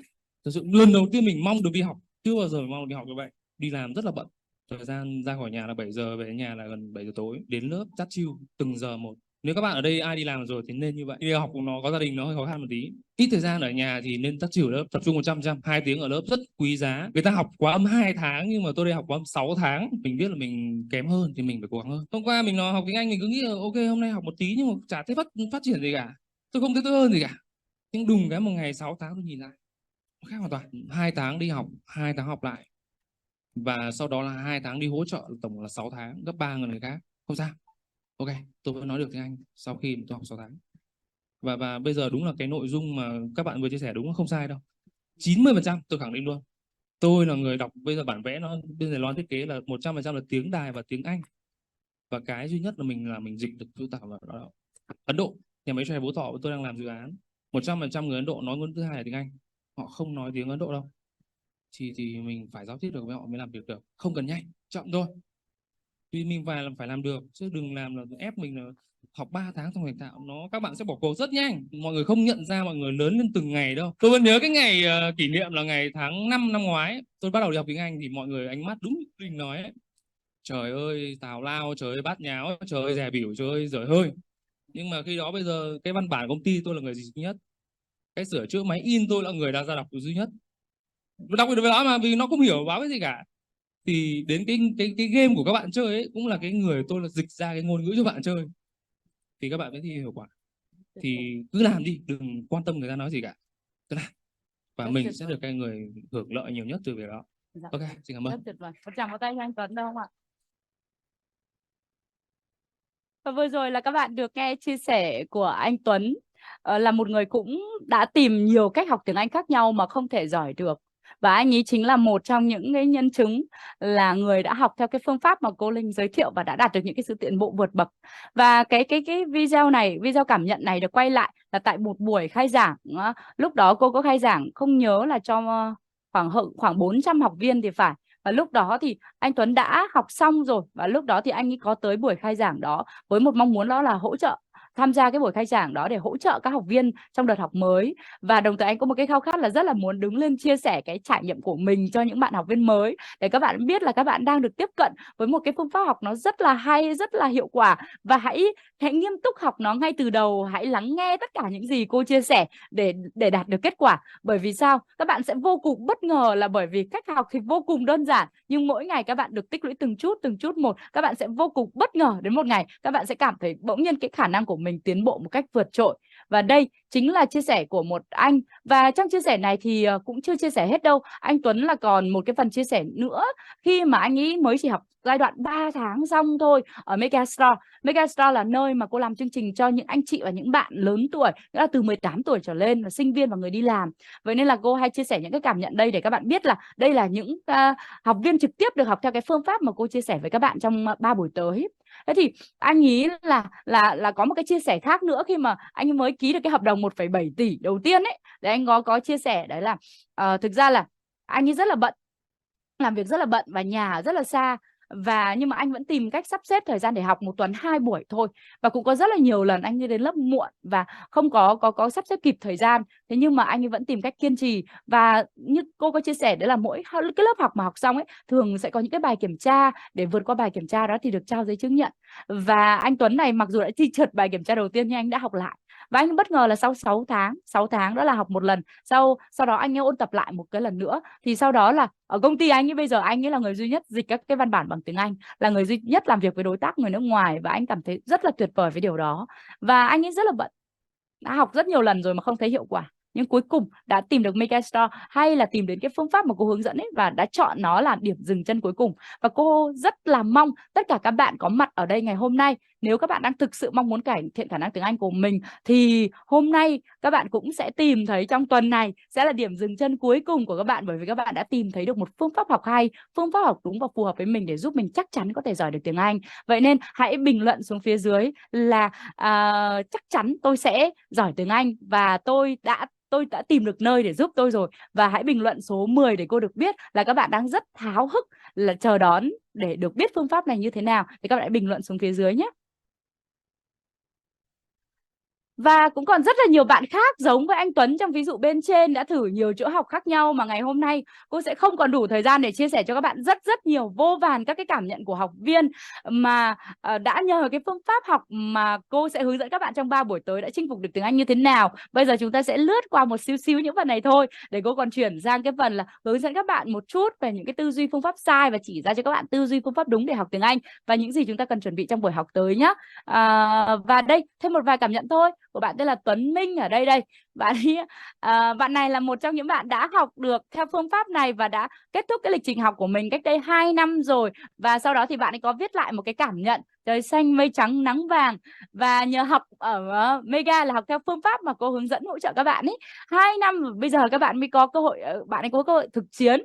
Và nhắc đến Mega thì bạn ấy chia sẻ có lẽ đây là điểm dừng chân cuối cùng trong chuỗi hành trình tìm kiếm và chinh phục mất gốc tiếng Anh của bản thân. Các bạn thấy bạn ấy cũng nói giống anh Tuấn, đây là điểm đáp cuối cùng, thì bạn ấy chia sẻ đây là điểm dừng chân cuối cùng trên hành trình chinh phục tiếng Anh của bản thân. Nhớ ngày nào bạn ấy cũng mới bập bõm làm theo cái phương pháp mới này thôi, còn phải chỉnh từng chút và nhận không biết bao nhiêu gạch đá, bởi vì cách học của mình nó lạ quá. Và khi mà tự xem lại các video còn cười phá lên. Nhưng mà cuối cùng đến bây giờ thì bạn ấy biết tự học làm thế nào để giỏi và có thể đi du lịch một mình ở khắp mọi nơi mà không cần hướng dẫn viên, không cần phiên dịch và không sợ mù đường, không sợ đói nữa. Thì đây cũng là một trong những chia sẻ của học viên. Và có nhiều anh chị băn khoăn đấy là sinh viên và người đi làm học được, thế người lớn tuổi có học được hay không? Thì cũng chia sẻ là cũng có nhiều các cô chú lớn tuổi cũng đã tham gia và vẫn đang học theo phương pháp này và cảm thấy nó rất là dễ và rất hiệu quả. Và có những cô chú cũng đã tốt nghiệp lớp đầu tiên với điểm số đạt chuẩn 9/10. Đây là những điều rất là tuyệt vời. Có rất nhiều các cô chú đây như cô Nguyễn Kim Thoa cũng 63 tuổi rồi cũng tham gia cái chương trình học này, hay là chú Phạm Ngọc Hân 68 tuổi. Nếu đã đổi avatar sang màu xanh như này là đã tốt nghiệp lớp phát âm chuẩn rồi với điểm số rất là tốt đấy, được 9/10 đấy, rất là tốt, tuyệt vời. Và sau đó cả những cái cô chú lớn tuổi như là cô Vũ Thị Thanh Thủy năm 9 tuổi cũng đang học theo phương pháp này, hay là có cô Bùi Thúy Ngân cũng đây, cô đã được nhận bằng tốt nghiệp, nghĩa là đã tốt nghiệp cái khóa đầu tiên, 63 tuổi cũng học theo phương pháp này. Để các bạn thấy là phương pháp này không phải chỉ dành cho các bạn trẻ đâu, mà kể cả các cô chú lớn tuổi hơn mà thực sự mình vẫn muốn được học tiếng Anh để được đi du lịch hoặc là được tương tác nói chuyện với con cháu của mình ở bên nước ngoài thì vẫn có phương pháp để có thể giúp các cô chú có thể học được ạ. Và và có những bạn trước khi theo học phương pháp mà cô Linh chia sẻ thì các bạn hay chia sẻ là các bạn không biết gì về tiếng Anh và cũng không tin là mình có thể học tiếng Anh nữa. Nhưng một thời gian theo học đúng phương pháp thì đã vô cùng tự tin. Đấy ạ, có bạn Dương Ngọc Thảo Linh mới đầu là cái tư duy trong đầu của bạn ấy, cách nghĩ là mình không biết nói tiếng Anh đâu. Câu nói này đã xuất hiện trong đầu bạn ấy suốt rất là nhiều năm, bởi vì phát âm không chuẩn, từ vựng kém và ngôn ngữ cơ thể không có, mọi thứ hoàn toàn đang chống đối. Đấy là bạn ấy cảm thấy là mình hình như không có năng khiếu, không có khả năng học. Nhưng mà không thể tin được sau 3 tháng nỗ lực thì bạn ấy bắt đầu tự thấy bản thân mình có thể chinh phục được tiếng Anh, và bạn ấy phải tự vỗ tay khen thưởng của mình, bởi vì khi học đúng cách thậm chí bạn ấy còn đã thành thủ khoa của lớp phát âm chuẩn. Đấy là một điều rất tuyệt vời. Có một bạn nữa là bạn Trần Thị Trang ở đây, thì bạn ấy cũng chia sẻ đó là khối thi trung học phổ thông thì bạn ấy chỉ được 3.6 điểm tiếng Anh và bạn ấy học khối A nên chỉ khoanh bừa thôi. Và bắt đầu với cuộc sống sinh viên là trình độ của bạn ấy nghĩ là mình không thể ra trường nổi luôn. Thế nhưng mà chỉ sau 2 tháng học online thôi, với cái phương pháp học khác biệt so với hoàn toàn 8 năm học ở trung học cơ sở và trung học phổ thông, thì từ một người chưa gọi là không biết gì về tiếng Anh, không thể nghe nói đọc viết được, thế mà bây giờ bạn ấy tự tin nói tiếng Anh. Và có một điều kỳ diệu, bạn ấy phải chia sẻ là có một điều kỳ diệu đã xảy ra, đấy là bạn ấy có thể giao tiếp tiếng Anh chuẩn và bắt đầu nghe hiểu người nước ngoài nói luôn, mà cái việc đó trở nên dễ dàng hơn rất nhiều. Thì đây là một trong những rất nhiều cảm nhận của học viên. Và các bạn có biết không, kỳ diệu này, hay bất ngờ này, đáng kinh ngạc, hay không thể tin được, là những từ thông dụng nhất mà rất nhiều bạn học viên dùng để mô tả về phương pháp học mà cô sẽ hướng dẫn cho các bạn. Và đây một số cái minh chứng ạ. Bạn Vũ Thị Tiên, bạn ấy có chia sẻ là học viên khóa 1, em chỉ muốn nói 2 từ kỳ diệu thôi ạ. Từ trước đến giờ bạn ấy nghĩ mình không thể học, không thể nói được tiếng Anh bởi vì hoàn toàn mất gốc và sợ tiếng Anh. Thế mà được học theo cái phương pháp này chỉ một cái thời gian ngắn thôi, sau 3 tháng là bạn ấy cảm thấy hoàn toàn khác về khả năng tiếng Anh và nhiều điều khác nữa. Hay là với anh Vũ Công Minh này, học viên cũng mới chỉ học 3 tháng đầu tiên thôi, kỹ sư phần mềm, mà bạn ấy luyện theo cái chương trình, cái phương pháp đúng và có kiểm tra thử bằng cái Elsa Speak. Không biết các bạn có biết cái app này không? Thì bạn ấy thấy, các bạn có nhìn thấy bình luận không, là bạn ấy nói chuẩn đến 95% và người ta nhận diện là nói chuẩn như người bản xứ luôn. Và bạn ấy có gửi lại cảm nhận cho cô và các bạn học, các bạn hỗ trợ, đó là thật bất ngờ đến mức đáng kinh ngạc. Đó là sau chỉ một cái khóa âm thôi thì đã tiêu diệt hoàn toàn app Elsa Speak, là bởi vì bạn ấy nói được đạt chuẩn như người bản xứ luôn. Và có những chị khác đây, chị Bùi Hải Yến, nghề nghiệp là giáo viên này, chị cũng học sau một cái thời gian, chị cũng chưa dùng nhiều đến tiếng Anh đâu, nhưng rất là bất ngờ. Hôm mà chị cho con đi học thử, kiểm tra thử ở trung tâm tiếng Anh thì chị gặp giáo viên người nước ngoài và có phần nhận xét cuối buổi. Và ông ấy có hỏi là chị có biết nói tiếng Anh không? Thì chị cũng chia sẻ là mình biết một chút thôi. Và ông ấy nói là cố gắng nói chậm để chị ấy nghe hiểu. Nhưng mà ông ấy hình như cũng không nói chậm lắm thì phải. Và thật bất ngờ, chị Yến lại phải dùng một từ thật là bất ngờ. Đó là chị hoàn toàn hiểu được toàn bộ những nhận xét đó và chị cảm thấy choáng. Thì đó là một trong là vô số những cái cảm nhận của các học viên ở Mega cho các bạn có thể nhìn thấy. Cái từ kỳ diệu, bất ngờ, đáng kinh ngạc, không thể tin được, bởi vì các bạn ấy đều là những người mà học từ chưa biết gì về tiếng Anh cả, đến khi mà có thể bất ngờ là mình có thể nói chuyện, giao tiếp và nghe hiểu với người nước ngoài, hay là có thể dùng vào trong công việc hoặc cuộc sống. Thì có bạn nào cũng mong muốn những điều tuyệt vời này xảy ra với bản thân mình không? Thì hãy bình luận số 10 để cô được biết là các bạn cũng rất là khao khát có thể đạt được những kết quả tuyệt vời như vậy nhé, để cô có thể biết và hỗ trợ cho các bạn. Và ngày hôm nay tại sao cô chia sẻ những cái cảm nhận này? Vô số các bạn học được tiến bộ đã gửi vô vàn những lời cảm ơn và những cái cảm nhận về những sự tiến bộ của bạn ấy theo thời gian. Và những cái điều này khiến cô cảm thấy vô cùng hạnh phúc và muốn lan tỏa chương trình học và phương pháp học hiệu quả này tới nhiều người hơn nữa. Và đó là lý do tại sao cô tổ chức chương trình hoàn toàn miễn phí khóa học luyện phản xạ giao tiếp tiếng Anh siêu hiệu quả này, để giúp những người Việt đang mất gốc tiếng Anh nhưng đang thực sự muốn hoàn thiện khả năng tiếng Anh của mình tìm thấy một phương pháp học đơn giản và hiệu quả. Và cô tin là với phương pháp học này mà mọi người được tiếp cận đến thì chúng ta hoàn toàn có thể phổ cập tiếng Anh ở Việt Nam, bởi vì nó thực sự rất đơn giản và rất dễ các bạn ạ. Nên là các bạn nào đang thực sự muốn chinh phục tiếng Anh và các bạn đang mất gốc thì chúc mừng, bởi vì các bạn đã đến đúng chỗ rồi nhá. Hãy bình luận là đã đến đúng chỗ để cho các bạn khác cùng biết nào. Và có một cái tin vui và cô đang nhận thấy, đó là nhu cầu học tiếng Anh ở Việt Nam thì càng ngày càng tăng. Và cô nhận thấy rất nhiều người đang ý thức được tầm quan trọng của việc học tiếng Anh.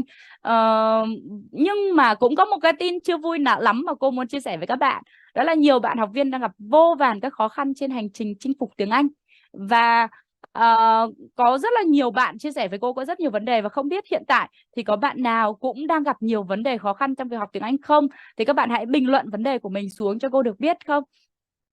Có rất là nhiều bạn học viên đang gặp các cái vấn đề, và theo thời gian thì cô được nghe chia sẻ rất là nhiều các cái vấn đề và khó khăn khác nhau. Nhưng mà tựu chung lại thì nó sẽ có một số cái vấn đề chính, là bởi lý do làm sao mà những cái khó khăn mà người học mà học rất nhiều năm rồi mà chưa giỏi.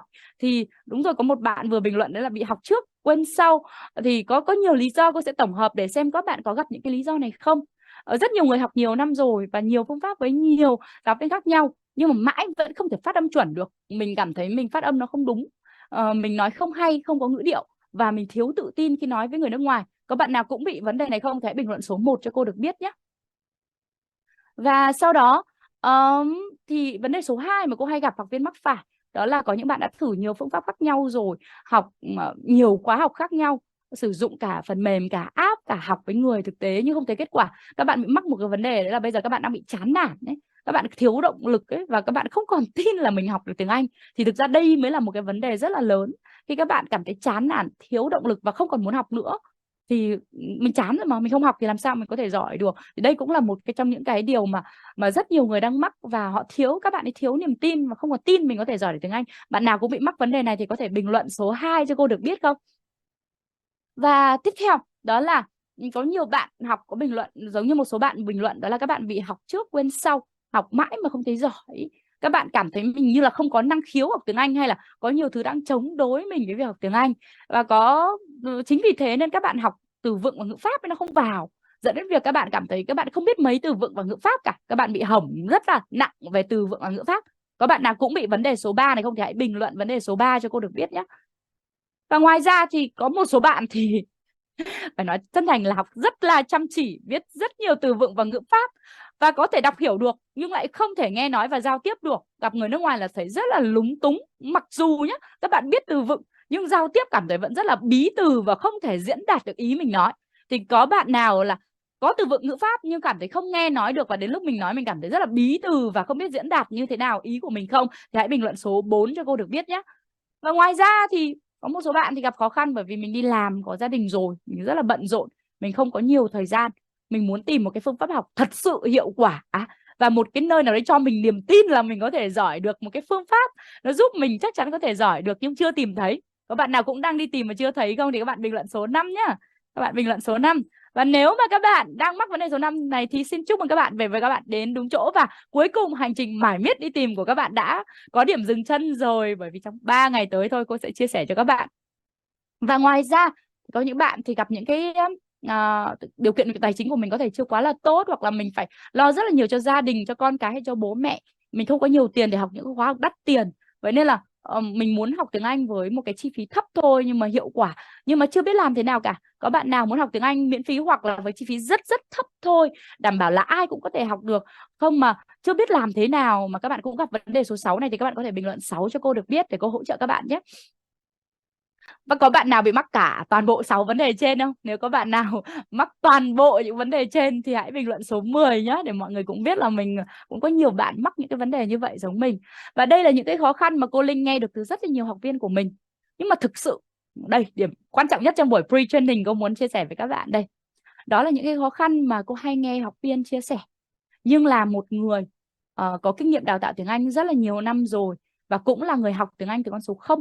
Và trên hành trình hỗ trợ hàng nghìn học viên, các bạn nghe kỹ nhé, thì cô nhận thấy là tất cả những cái khó khăn vướng mắc mà các bạn mắc phải ý, nó không phải là do những khó khăn đó. Những khó khăn đó là những khó khăn bề nổi thôi, và chúng ta nhìn thấy cái phần nổi của vấn đề, chứ không biết là tất cả những khó khăn mà các bạn gặp phải trên hành trình chinh phục tiếng Anh đều chỉ là do thiếu 2 thứ thôi. Đó là các bạn chưa có tư duy đúng và cái phương pháp đúng để học tiếng Anh. Và trong buổi pre-training này, một lát nữa cô sẽ chia sẻ một chút xíu về phần này và những chỉ dẫn để trong 3 cái ngày tới, 3 buổi tới là các bạn sẽ nắm được những tư duy đúng và phương pháp đúng để có thể nâng cao cái khả năng giao tiếp của mình, cũng như 4 kỹ năng nghe, nói, đọc, viết nhé. Và cái tư duy sai là như thế nào? Có rất là nhiều bạn không còn tin là mình học được tiếng Anh nữa, rất là sợ, rất là ngại, hay là còn nói là có ác cảm và cũng mỏi mệt lắm rồi, chán nản lắm rồi. Thế thì khi các bạn nghĩ là mình có rất là nhiều bạn nghĩ như vậy là bởi vì nó xuất phát từ những cái trải nghiệm cũ. Có thể các bạn đã học theo các cái cách cũ ấy, mà nó chưa phải là cái cách phù hợp nhất với các bạn, hay là chưa phải là cái phương pháp đúng ấy, nên thành ra mình học nó không hiệu quả. Và sau những cái trải nghiệm như vậy thì các bạn hình thành nên những cái niềm tin về cái khả năng của mình, hay là về những về tiếng Anh, các bạn nghĩ là nó khó và các bạn không còn tin bản thân mình có thể học được nữa. Và hay là các bạn học sai cái cách hoặc sai phương pháp ấy. Thế sau đấy là mình cảm thấy mình không nhớ được từ vựng ấy, lát nữa cô sẽ chỉ ra. Các bạn không nhớ được từ vựng là có lý do đấy. Các bạn học theo cách đó, học sai cách ấy, không nhớ được là hoàn toàn hợp lý. Còn học theo cách đó mà các bạn nhớ được, học sai cách mà nhớ được ấy, thì đầu các bạn đúng là không bình thường. Nên là cô thấy rất là nhiều bạn đang bị mắc kẹt trong cái tư duy sai, bởi vì mình đã bị những cái trải nghiệm cũ nó định hình lên, nên từ những cái lần học mà nó không đúng phương pháp dẫn đến việc mình không tin vào khả năng của mình. Có bạn nào đang bị mắc kẹt trong những cái tư duy như vậy không? Nếu mà bị mắc kẹt thì hãy bình luận là mắc kẹt để cô được biết là các bạn cũng đã và đang gặp những cái khó khăn như vậy, và các bạn đã gặp những lần mình học theo phương pháp không hiệu quả, và các bạn bị trong người mình hình thành một cái tư duy tiêu cực, tư duy nó chưa đúng, đó là tiếng Anh khó rồi, không tin vào năng lực của mình. Có bạn nào cũng bị không? Thì hãy bình luận mắc kẹt để cô được biết nhé. Và các bạn hãy nghĩ xem là khi mà với những cái trải nghiệm cũ và với những phương pháp cũ mình học cảm thấy không hiệu quả, mình thấy nó khó, mình không tin mình có thể học được tiếng Anh, từ những người xung quanh lại cũng nói với mình là mày không học được tiếng Anh đâu, thế mình thấy nó khó như vậy và không có tin vào bản thân, thì lúc đó các bạn có còn muốn học không? Cô muốn hỏi các bạn một câu mà các bạn hãy bình luận xuống dưới nhé. Nếu các bạn thấy tiếng Anh khó và không còn tin mình có thể học được tiếng Anh, không tin là mình có thể giỏi được, thì liệu các bạn có muốn học không? Thì các bạn hãy bình luận cho cô ở bên dưới. Và cô nhận được các câu trả lời là đa phần là mọi người sẽ không còn muốn học. Lúc đó thì mình rất là sợ học và ngại học. Và với tư duy đó nó làm ta ngại học, sợ học và không học. Và không học thì không bao giờ giỏi được. Thì đây chính là cái tư duy mắc kẹt mà cô muốn sửa cho các bạn. Tư duy sai, mình nghĩ sai dẫn đến việc mình không hành động, và không hành động thì không bao giờ tiến bộ. Và cái tư duy đúng là cái gì? Sự thật là các bạn có thể giỏi bất kỳ một cái ngôn ngữ nào trên thế giới. Và trong các cái buổi số 1, nhất là buổi số 1 buổi ngày mai, cô sẽ chia sẻ rất sâu về tư duy đúng, để chắc chắn các bạn nghe được cái tư duy đúng. Một cái tư duy đúng trong các cái tư duy mà cô chia sẻ thôi là đảm bảo chắc chắn là các bạn sẽ biết cách để giỏi được tiếng Anh, và các bạn sẽ biết nguyên nhân gốc rễ tại sao rất là nhiều người họ không giỏi tiếng Anh, thì nó có lý do của nó. Và sự thật là bạn có thể giỏi tiếng Anh hay bất kỳ một cái ngôn ngữ nào trên thế giới. Và tại sao? Các bạn đang nghe hiểu tiếng Việt mà cô chia sẻ đúng không? Cô hay chia sẻ đó là các bạn nghe hiểu tiếng Việt là bởi vì các bạn sinh ra và lớn lên ở Việt Nam, nên các bạn nghe hiểu tiếng Việt, các bạn tiếp xúc với tiếng Việt và học tiếng Việt đúng thuận theo cách tự nhiên nhé. Lát nữa cô sẽ chia sẻ về học thuận theo cách tự nhiên là như thế nào. Và cô có thể chia sẻ với các bạn, nếu các bạn không được sinh ra ở Việt Nam mà các bạn được sinh ra ở một đất nước khác thì sao? nếu các bạn được sinh ra ở Trung Quốc và lớn lên ở Trung Quốc thì chắc chắn là bây giờ các bạn nói tiếng gì nhỉ? Các bạn có thể bình luận cho cô được biết không? Đúng rồi, nếu mà các bạn ở Trung Quốc thì chắc chắn là các bạn sẽ nói tiếng Trung. Và cô hay hỏi một điều, vẫn là các bạn thôi, vẫn là các bạn. Nhưng mà sau đó mình được sinh ra và lớn lên ở đâu nhỉ? Ở Hàn Quốc đi. Thì bây giờ các bạn sẽ nói tiếng gì? Nếu mà chúng ta là người Việt, không phải là người Việt mà chúng ta từ khi đẻ ra, khi còn là em bé mà chúng ta được bế sang Hàn Quốc và lớn lên và sinh sống ở đó thì bây giờ các bạn sẽ nói tiếng gì? Tiếng Hàn, đúng rồi. Và các bạn có nhận thấy một cái sự thật là vẫn là các bạn. Như ở Việt Nam thì các bạn sẽ nói tiếng Việt. Nhưng nếu ở Hàn Quốc các bạn sẽ nói tiếng Hàn. Nếu ở Trung Quốc thì các bạn sẽ nói tiếng Trung. Và chuyện gì xảy ra nếu các bạn được sinh ra ở Mỹ hay ở Úc hay là ở châu Âu thì khả năng cao bây giờ các bạn sẽ nói tiếng gì nhỉ? Khả năng cao là sẽ nói tiếng Anh, có đúng như vậy không? Và không biết các bạn có nhìn thấy một cái sự thật không? Đó là vẫn là các bạn thôi, vẫn là con người này, vẫn là chúng ta. Nhưng chúng ta hoàn toàn có thể khả năng được tiếp nhận bất kỳ một cái ngôn ngữ nào nếu mà chúng ta học đúng cách. Để các bạn ở Việt Nam, các bạn sẽ nói tiếng Việt. Để các bạn ở Trung Quốc, các bạn sẽ nói Trung Quốc. Đẻ ra và sinh ra lớn lên ở Hàn Quốc sẽ nói tiếng Hàn. Sinh ra ở Mỹ sẽ nói tiếng Anh. Nghĩa là cái cơ thể của chúng ta, các bạn có nhìn thấy một cái sự thật là chúng ta hoàn toàn có thể tiếp nhận bất kỳ cái thứ ngôn ngữ nào. Vậy nên nếu các bạn ở đây cùng cô ngày hôm nay, nếu đã nói được tiếng Việt thì cô có thể khẳng định chắc chắn là các bạn sẽ giỏi được tiếng Anh. Vậy nên các bạn hãy bình luận xuống bên dưới là tôi chắc chắn sẽ giỏi được tiếng Anh, để cô biết là các bạn đã hiểu về điều cô chia sẻ. Và có một cái điều nữa mà cô muốn chia sẻ với các bạn, nữa một cái số ví dụ để cô có thể chia sẻ với các bạn. Cô muốn hỏi các bạn sẽ nhìn lên màn hình cùng cô nhé. Các bạn sẽ thử nói mấy cái câu này và thử dịch nó sang tiếng Anh giúp cô nhé, xem các bạn có biết nó là cái gì không. Ví dụ tôi yêu bạn trong tiếng Anh là gì nhỉ? Các bạn hãy bình luận xuống bên dưới hoặc là nói tại chỗ khi các bạn sang xem bình luận này nhé. Cô tin chắc là khi các bạn học đến phần này, các bạn sẽ đều biết là gì. Rất nhiều bạn đã bình luận chính xác rồi. I love you. Tiếp theo, cảm ơn. Nếu các bạn muốn nói cảm ơn bằng tiếng Anh, các bạn nói nào, ai đã giúp đỡ mình cảm ơn họ thì mình nói gì nhỉ? Các bạn hãy bình luận cho cô được biết hoặc nói ra nhé, nói ngay lúc này nhé. Thank you, đúng rồi, thank you, very good. Tiếp theo, nếu mà gặp một ai đó mà mình muốn chào, lúc mới gặp người ta mà mình muốn nói xin chào thì các bạn sẽ nói gì nhỉ? Các bạn hãy bình luận xuống cho cô với. Hi, đúng rồi, một số bạn bình luận hi hoặc là hello, đúng không? Thế thì các bạn có thấy là thế nghĩa là các bạn biết những từ này đúng không? Và nếu các bạn muốn nói tôi yêu bạn là các bạn biết nói bằng tiếng Anh như thế nào. Các bạn muốn nói cảm ơn, xin chào, các bạn biết diễn đạt ý của mình mà. Thế nhưng mà nhiều bạn sẽ ngay lập tức hỏi cô một điều, đấy là mấy cái từ này nó quen thuộc nên em biết thôi. Mấy cái từ này em được gặp nhiều, em tiếp xúc nhiều và em được nghe nhiều nên là em cũng nói nhiều nên là em biết nó. Đúng rồi, đấy chính là cái cách tự nhiên để học ngôn ngữ đấy. Và các bạn có thể thấy là mình chẳng cần ai dạy cho những cái điều này mà chúng ta cũng sẽ tự biết nói, bởi vì chúng ta có cơ hội học và tiếp xúc với, không phải được học mà chúng ta có cơ hội được tiếp xúc và được nghe nói nhiều và chúng ta học đúng cách. Vậy nên là các bạn có biết tiếng Anh đấy chứ, các bạn nói được tiếng Anh nhé. Và các bạn có thấy là nếu người nước ngoài nói những câu này các bạn cũng nghe được không? Có bạn nào từng có trải nghiệm là mình cũng không biết gì về tiếng Anh đâu, hoặc là mình biết rất là ít thôi, nhưng các bạn nếu mà gặp người nước ngoài mà họ nói là cái câu I love you bằng tiếng Anh hoặc là thank you hoặc là hello các bạn có thể nghe hiểu được thì các bạn hãy bình luận là em nghe hiểu những câu đó cho cô được biết được không? Thế có nghĩa là nếu mà các bạn nghe hiểu được thì có nghĩa là các bạn biết tiếng Anh đấy chứ, các bạn nghe được, các bạn nói được đấy chứ. Thế nhưng mà các bạn có thấy là mình mới nói được một ít thôi chứ mình không nói được nhiều, có đúng như vậy không?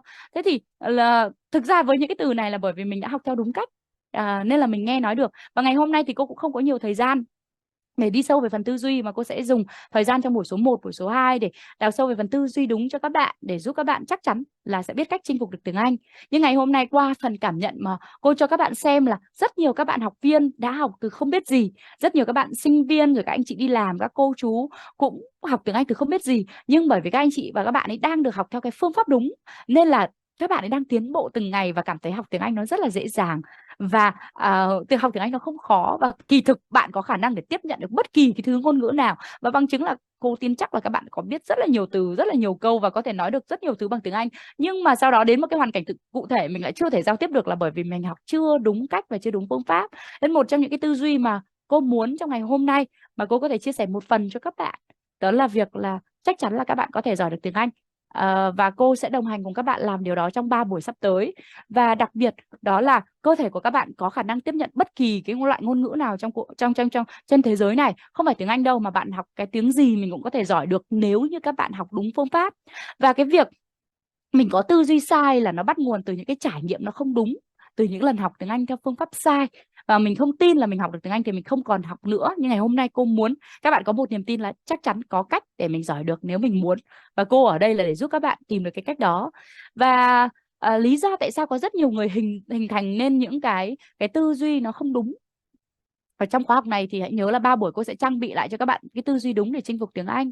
Vì các bạn hình thành những cái tư duy học không đúng là bởi vì nó xuất phát từ những trải nghiệm cũ, từ những cái phương pháp học sai. Phương pháp học sai nên thành ra mình không thể hiểu được. Và ngày hôm nay thì cô sẽ chia sẻ cho các bạn một vài cái lý do mà hoặc là cái phương pháp mà các bạn học sai nó không thể hiệu quả được. Có nhiều bạn hay chia sẻ là các bạn học bị mau quên ấy, học bị bí từ ấy, rồi phát âm không chuẩn, không biết từ vựng và ngữ pháp hay là không giao tiếp được, là do các bạn học sai cách đấy, dẫn tới không dùng được. Có bạn nào bị vấn đề như này không thì hãy bình luận xuống cho cô được biết nhé. Bảo là em cũng bị mắc vấn đề đó, hoặc là các bạn bình luận số 8 đi cho cô được biết. Có bạn nào học bị mau quên không? Khi diễn đạt thì bị bí từ hay là cảm thấy phát âm không chuẩn, hoặc là biết từ vựng và ngữ pháp mà không giao tiếp được không? Có bạn nào cũng thế thì hãy bình luận cho cô được biết nhé. Thế thì cái điều này là do các bạn học sai cách dẫn tới không dùng được thôi. Thế thì vì cô lấy ví dụ như thế này để các bạn hiểu thế nào là sai cách này. Lý do tại sao mình bị mắc cái vấn đề bên trên mà mình không dùng được nhá. Ví dụ như thế này, có rất là nhiều bạn học tiếng Anh thì không biết bắt đầu học từ đâu. Thường thì mọi người sẽ xông vào học từ vựng và ngữ pháp ngay. Có đúng như vậy không? Và sau đấy có những bạn chia sẻ là thậm chí mình biết rất nhiều từ vựng và ngữ pháp, và các bạn ấy có thể tự tin là cái trí nhớ hoặc khả năng nhớ các bạn rất là tốt, biết rất nhiều từ và ngữ pháp nhưng vẫn không thể dùng và giao tiếp được. Thì có bạn nào cũng bị vậy không? Thì bình luận số 20 cho cô được biết nào. Bình luận số 20. Và điều này là đúng rồi, là bởi vì cô có thể chia sẻ như thế này. Khi các bạn học tiếng Anh các bạn không biết bắt đầu từ đâu. Các bạn bắt đầu học từ từ vựng và ngữ pháp thì không biết các bạn có thấy một cách quen thuộc là chúng ta sẽ học từ vựng theo cách là chúng ta sẽ liệt kê các cái từ vựng đơn lẻ ra, viết từ bên này và nghĩa bên này, và liệt kê một loạt các cái từ đó ra. Chúng ta học cách viết và nghĩa. Và rất nhiều người không học cách phát âm, không học cách nói, và mình cũng không luyện nghe các cái từ đó. Thế thì khi mình xông vào học từ vựng và ngữ pháp, mình có rất nhiều từ vựng và ngữ pháp, nhưng mình đâu có học phát âm, mình đâu có học nói đâu, mình đâu có luyện nghe đâu. Vậy nên các bạn học nó thiếu. Nên là mình đúng rồi, mình biết từ vựng và ngữ pháp học nhiều, mình có khả năng đọc hiểu là đúng rồi, bởi vì các bạn chỉ học phần đọc thôi mà. Chỉ đọc phần đọc và phần viết thôi mà. Mình có học phần nghe và phần nói đâu. Vậy nên là mình không nghe nói được là đúng rồi. Vậy nên là nếu bạn nào mà gặp vấn đề đó là mình biết nhiều từ vựng và biết nhiều ngữ pháp nhưng mà không thể giao tiếp và nghe nói được, thì đây không phải là vấn đề đâu. Đây là một điều hoàn toàn bình thường nhé. Các bạn hãy bình luận xuống cho cô đấy là không có vấn đề, tất cả mọi việc đều bình thường thôi. Thế là các bạn không gặp một cái vấn đề gì đâu, mà đây là điều hoàn toàn dễ hiểu. Đó là cái phương pháp học của mình nó sai ấy. Đầu tiên là cô chia sẻ đây là cách học nó thiếu. Mình chỉ học từ, mình chỉ học viết, có nghĩa là mình chỉ học đọc và viết. Nên mình chỉ đọc và viết được là đúng rồi. Mình không học nghe nói thì làm sao mà mình có thể nghe nói được? Có đúng như vậy không? Nên là do không biết bắt đầu từ đâu, cái cách học nó sai, và mình nhảy vào luôn mình học từ vựng và ngữ pháp, dẫn đến là có từ vựng và ngữ pháp nhưng không thể nghe nói được vì mình học thiếu cái phần nghe nói. Và đặc biệt là đến khi mà giao tiếp mình không thể nói được thành phản xạ cũng là điều dễ hiểu thôi, bởi vì là mình đâu có luyện cái phần đó theo thời gian đâu, mình chỉ quen đọc thôi mà và viết thôi. Thế thì đây là một cái điều hoàn toàn bình thường trong quá trình học chứ không có gì đặc biệt cả. Và thêm một cái điều nữa, đó là đây để cô vừa chia sẻ, đó là cái vấn đề trên là điều hiển nhiên chứ không phải là vấn đề thực sự, do bạn đã không học đúng trình tự nghe nói đọc viết. Và cô muốn các bạn hãy hình dung một chút về cách một đứa trẻ nó sẽ tiếp thu ngôn ngữ là như thế nào nhé. Khi học một cái ngôn ngữ nào đó thì đứa trẻ nó có xông vào ngồi viết từ vựng ra và đọc hiểu hay không? Các bạn có thấy đứa trẻ nào xông vào học ngôn ngữ từ đọc hiểu hay không? Thì câu trả lời là không. Một đứa trẻ theo các bạn nghĩ, các bạn hãy bình luận xuống bên dưới cho cô được biết là một đứa trẻ mà nó học ngôn ngữ ấy, thì nó sẽ bắt đầu từ gì nhỉ? Đầu tiên là nó sẽ nghe, đúng không? Nó sẽ nghe trước và sau đó thì nó sẽ bắt đầu làm gì nhỉ? Cô đã hiện ra hơi sớm cái này rồi. Đầu tiên là bạn sẽ nghe trước và sau đó bạn có nói được cả câu dài hay không, có diễn đạt được ý không? Thì câu trả lời là không, bạn sẽ không thể làm được thế. Mà một đứa trẻ khi mà bắt đầu nó học ngôn ngữ ấy, nó bắt đầu từ việc nghe trước. Mình phải có cái phần nạp thông tin vào đã, phải nạp vào rồi thì mới ra được trình tự đúng nhé. Các bạn hãy nhớ này, não của mình ý, nó học ấy, để mà nó kiến tạo ra một cái điều gì đấy thì nó phải được nạp một cái thông tin gì đó vào đầu, và chưa được nạp thì làm sao mà nó tạo ra thông tin được. Vậy nên là thông thường mình học mà không giao tiếp được là bởi vì mình thiếu cái khâu nạp input đúng của phần nghe nói giao tiếp ấy. Và một đứa trẻ đầu tiên để mà giao tiếp được ấy là nó nghe rất là nhiều, sau đó nó cũng không nói được cả câu dài ngay đâu, mà nó bật ra từng âm một. Bắt đầu có thể là a a, có đúng như vậy không? Âm a là cái âm mà rất là nhiều bạn nhỏ dễ dàng bật ra nhất. Tức là nó sẽ bắt đầu nghe nhiều để nhận diện các âm, từng âm một. Sau đó khi mà có các âm và làm quen với các âm rồi thì bắt đầu một bạn nhỏ bạn ấy bắt đầu mới ghép vào từng từ, mà các từ nó rất là đơn giản trước. Ví dụ là ba hay là bà hay là mạ đầu tiên, có đúng không ạ? Thì cách học của mình là làm thế nào để giao tiếp và nghe nói được, thì cách học nó thuận theo tự nhiên. Cô hay nói là cô rất thích một cái quy luật, đó là quy luật gọi là nỗ lực tối thiểu, thuận theo tự nhiên. Để làm một việc gì nó đơn giản và dễ dàng nhất thì mình phải tìm xem cái cách thuận theo tự nhiên là gì. Và có rất nhiều các phương pháp học nó không thuận theo tự nhiên, nó ngược với tự nhiên. Vậy nên là các bạn học nó không nhớ hoặc không dùng được là đúng rồi. Thì có bạn nào muốn tìm hiểu cái phương pháp học thuận theo tự nhiên để học một cách đơn giản và dễ dàng nhất không, thì hãy bình luận là quy luật nỗ lực tối thiểu. Và quy luật nỗ lực tối thiểu này cô luôn tìm cách áp dụng nó, bởi vì ngày xưa cô học cô được nghe chia sẻ rất là hay. Đó là chim không cố bay nó tự biết bay, hoa không cố nở nó tự nở, cỏ không cố mọc nó tự mọc, nước không cố chảy nó tự chảy. Và con người chúng ta cũng như vậy. Nếu mà làm đúng theo phương pháp ấy, tự nhiên các bạn sẽ giỏi, tự nhiên các bạn sẽ tốt thôi. Cỡ giống như các bạn tự nhiên các bạn đã giỏi được tiếng Việt rồi ấy, thì tự nhiên nếu học đúng cách các bạn cũng sẽ giỏi được tiếng Anh. Và cô rất muốn là các bạn sẽ hiểu được quy luật nỗ lực tối thiểu cộng với cái phương pháp vô cùng dễ dàng mà cô hướng dẫn các bạn nó thuận theo tự nhiên như thế nào để giúp các bạn chắc chắn là có thể nghe nói được tiếng Anh. Cái trình tự học ấy, mình hãy nhớ là cái gì thuận theo tự nhiên ấy, người ta bảo là thuận theo từ giống thì chết, đúng không? Nếu các bạn làm thuận theo tự nhiên sẽ thấy mọi thứ nó rất là dễ dàng, còn mình làm ngược nó sẽ không hiệu quả. Thế là theo tự nhiên một đứa trẻ nó học từ phần âm, nó học từ âm, sau đó nó ghép vào từng từ, sau đó bắt đầu mới ghép vào từng cái cụm, và sau đấy bắt đầu mới nói được câu, và sau đấy bắt đầu mới ghép được vào đoạn hội thoại. Thì đây là cái cách học theo một cái trình tự nó đúng để học về một ngôn ngữ nào đó, hoặc không chỉ là tiếng Việt đâu, cũng không phải là tiếng Anh đâu, mà là bất kỳ ngôn ngữ nào. Và nếu mà các bạn học không thuận theo cái quy luật tự nhiên này thì đương nhiên các bạn học sẽ thấy khó hiểu. Có bạn nào đang học tiếng Anh không thuận theo tự nhiên không? Thì hãy bình luận xuống phía dưới là học sai cách nên không hiệu quả để cô được biết nhé. Và học sai cách thế này thì không hiệu quả là điều đương nhiên rồi. Vì chúng ta không học đúng cách, đâm ra là học xong nó lại bị quên mất và không thể nhớ được. Và ngữ âm cũng vậy, có nhiều bạn không học phần này hoặc học rất là lướt qua. Nên nói không hay, không đúng, không chuẩn là đúng rồi. Bởi vì các bạn có biết là trong học tiếng Anh hoặc là những cái ngôn ngữ khác mà nó khác tiếng Việt ấy, cái âm của tiếng Anh hay là âm của các ngôn ngữ khác nó có thể hoàn toàn khác tiếng Việt. Thế sau đó là chúng ta phải cần cái thời gian để chúng ta làm quen với nó để cho thành phản xạ, thì sau đó việc học từ nó mới hiệu quả. Thì có rất nhiều bạn là một là không học phần âm, một cái đứa trẻ nó phải học các âm đã trước thì sau đó nó mới bật ra được các từ. Ví dụ là có một cái trường hợp rất là hay, đó là cái trường hợp của một bạn tên là Cún. Cún là con của một cái bạn giáo viên đồng hành cùng cô tên là Quế. Và khi mà bạn ấy còn nhỏ thì bạn ấy cũng đang học các âm và nói các cái từ ngắn thôi. Và sau đó khi mà bạn Cún bạn ấy gọi tên mẹ bạn ấy thì bạn ấy không gọi được là mẹ Quế, mà bạn ấy hay gọi là mẹ Kế. Mẹ Quế thì gọi thành mẹ Kế.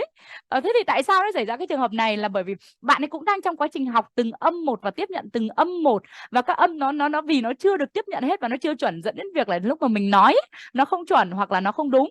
Và bạn ấy lúc đấy vì âm Quế trong từ Quế là một cái âm ấy mà nó cần nhiều thời gian để luyện tập hơn các âm khác. Vì âm ca nó rất là dễ, vì trẻ con đi học sẽ học từ cô, từ cá, từ con, những cái âm chữ cờ ấy, thì phát âm rất là dễ. Nhưng đến âm của thì phát âm khó một chút vì nó đòi hỏi cái khẩu hình miệng nó di chuyển nhiều hơn và khác biệt hơn.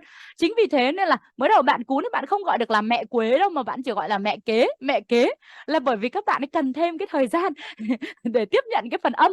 Và có bạn nào phần âm cũng bị yếu không thì hãy bình luận số 1 cho cô được biết nhé.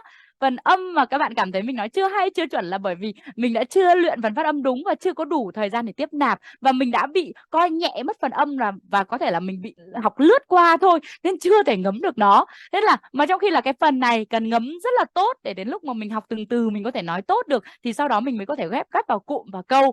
Và có rất nhiều bạn đã lướt qua phần ngữ âm, thậm chí còn không học ngữ âm mà lại muốn giao tiếp thành thạo, thì cô chia sẻ luôn cái điều này nó ngược với quy luật tự nhiên. Vậy nên là trình tự học thì có nhiều bạn đã không học đúng trình tự. Cái thứ hai, đến phần gốc, phần quan trọng nhất thì có thể mình lại lướt qua mất. Thì nên là học cái quá trình học của mình nó không đạt được hiệu quả. Và có bạn nào cũng vô tình bị thế không thì các bạn hãy bình luận số 10 xuống dưới để cô được biết là các bạn cũng mắc cái vấn đề giống vậy. Nên là nếu mà các bạn học lướt qua mà các bạn chưa thể phát âm chuẩn và nói có ngữ điệu ngay lập tức là điều rất là bình thường, bởi vì chúng ta cần có cách học ngữ âm đúng để các bạn có thể bật ra thành phản xạ.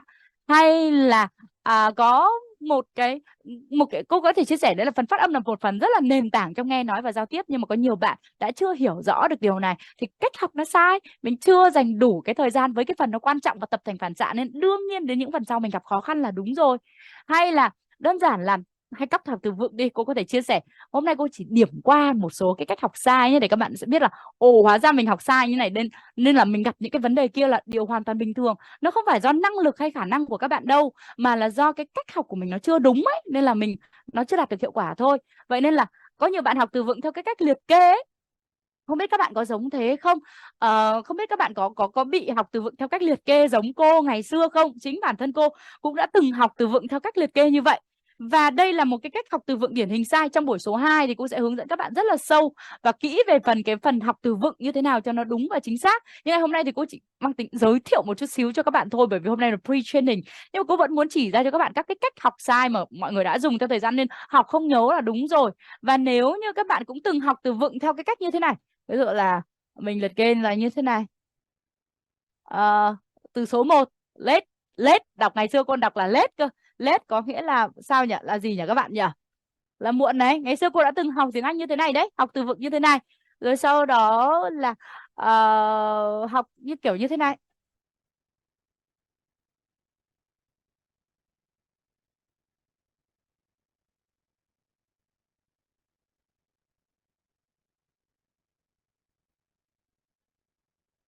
Không biết có bạn nào từng học theo cách như thế này không?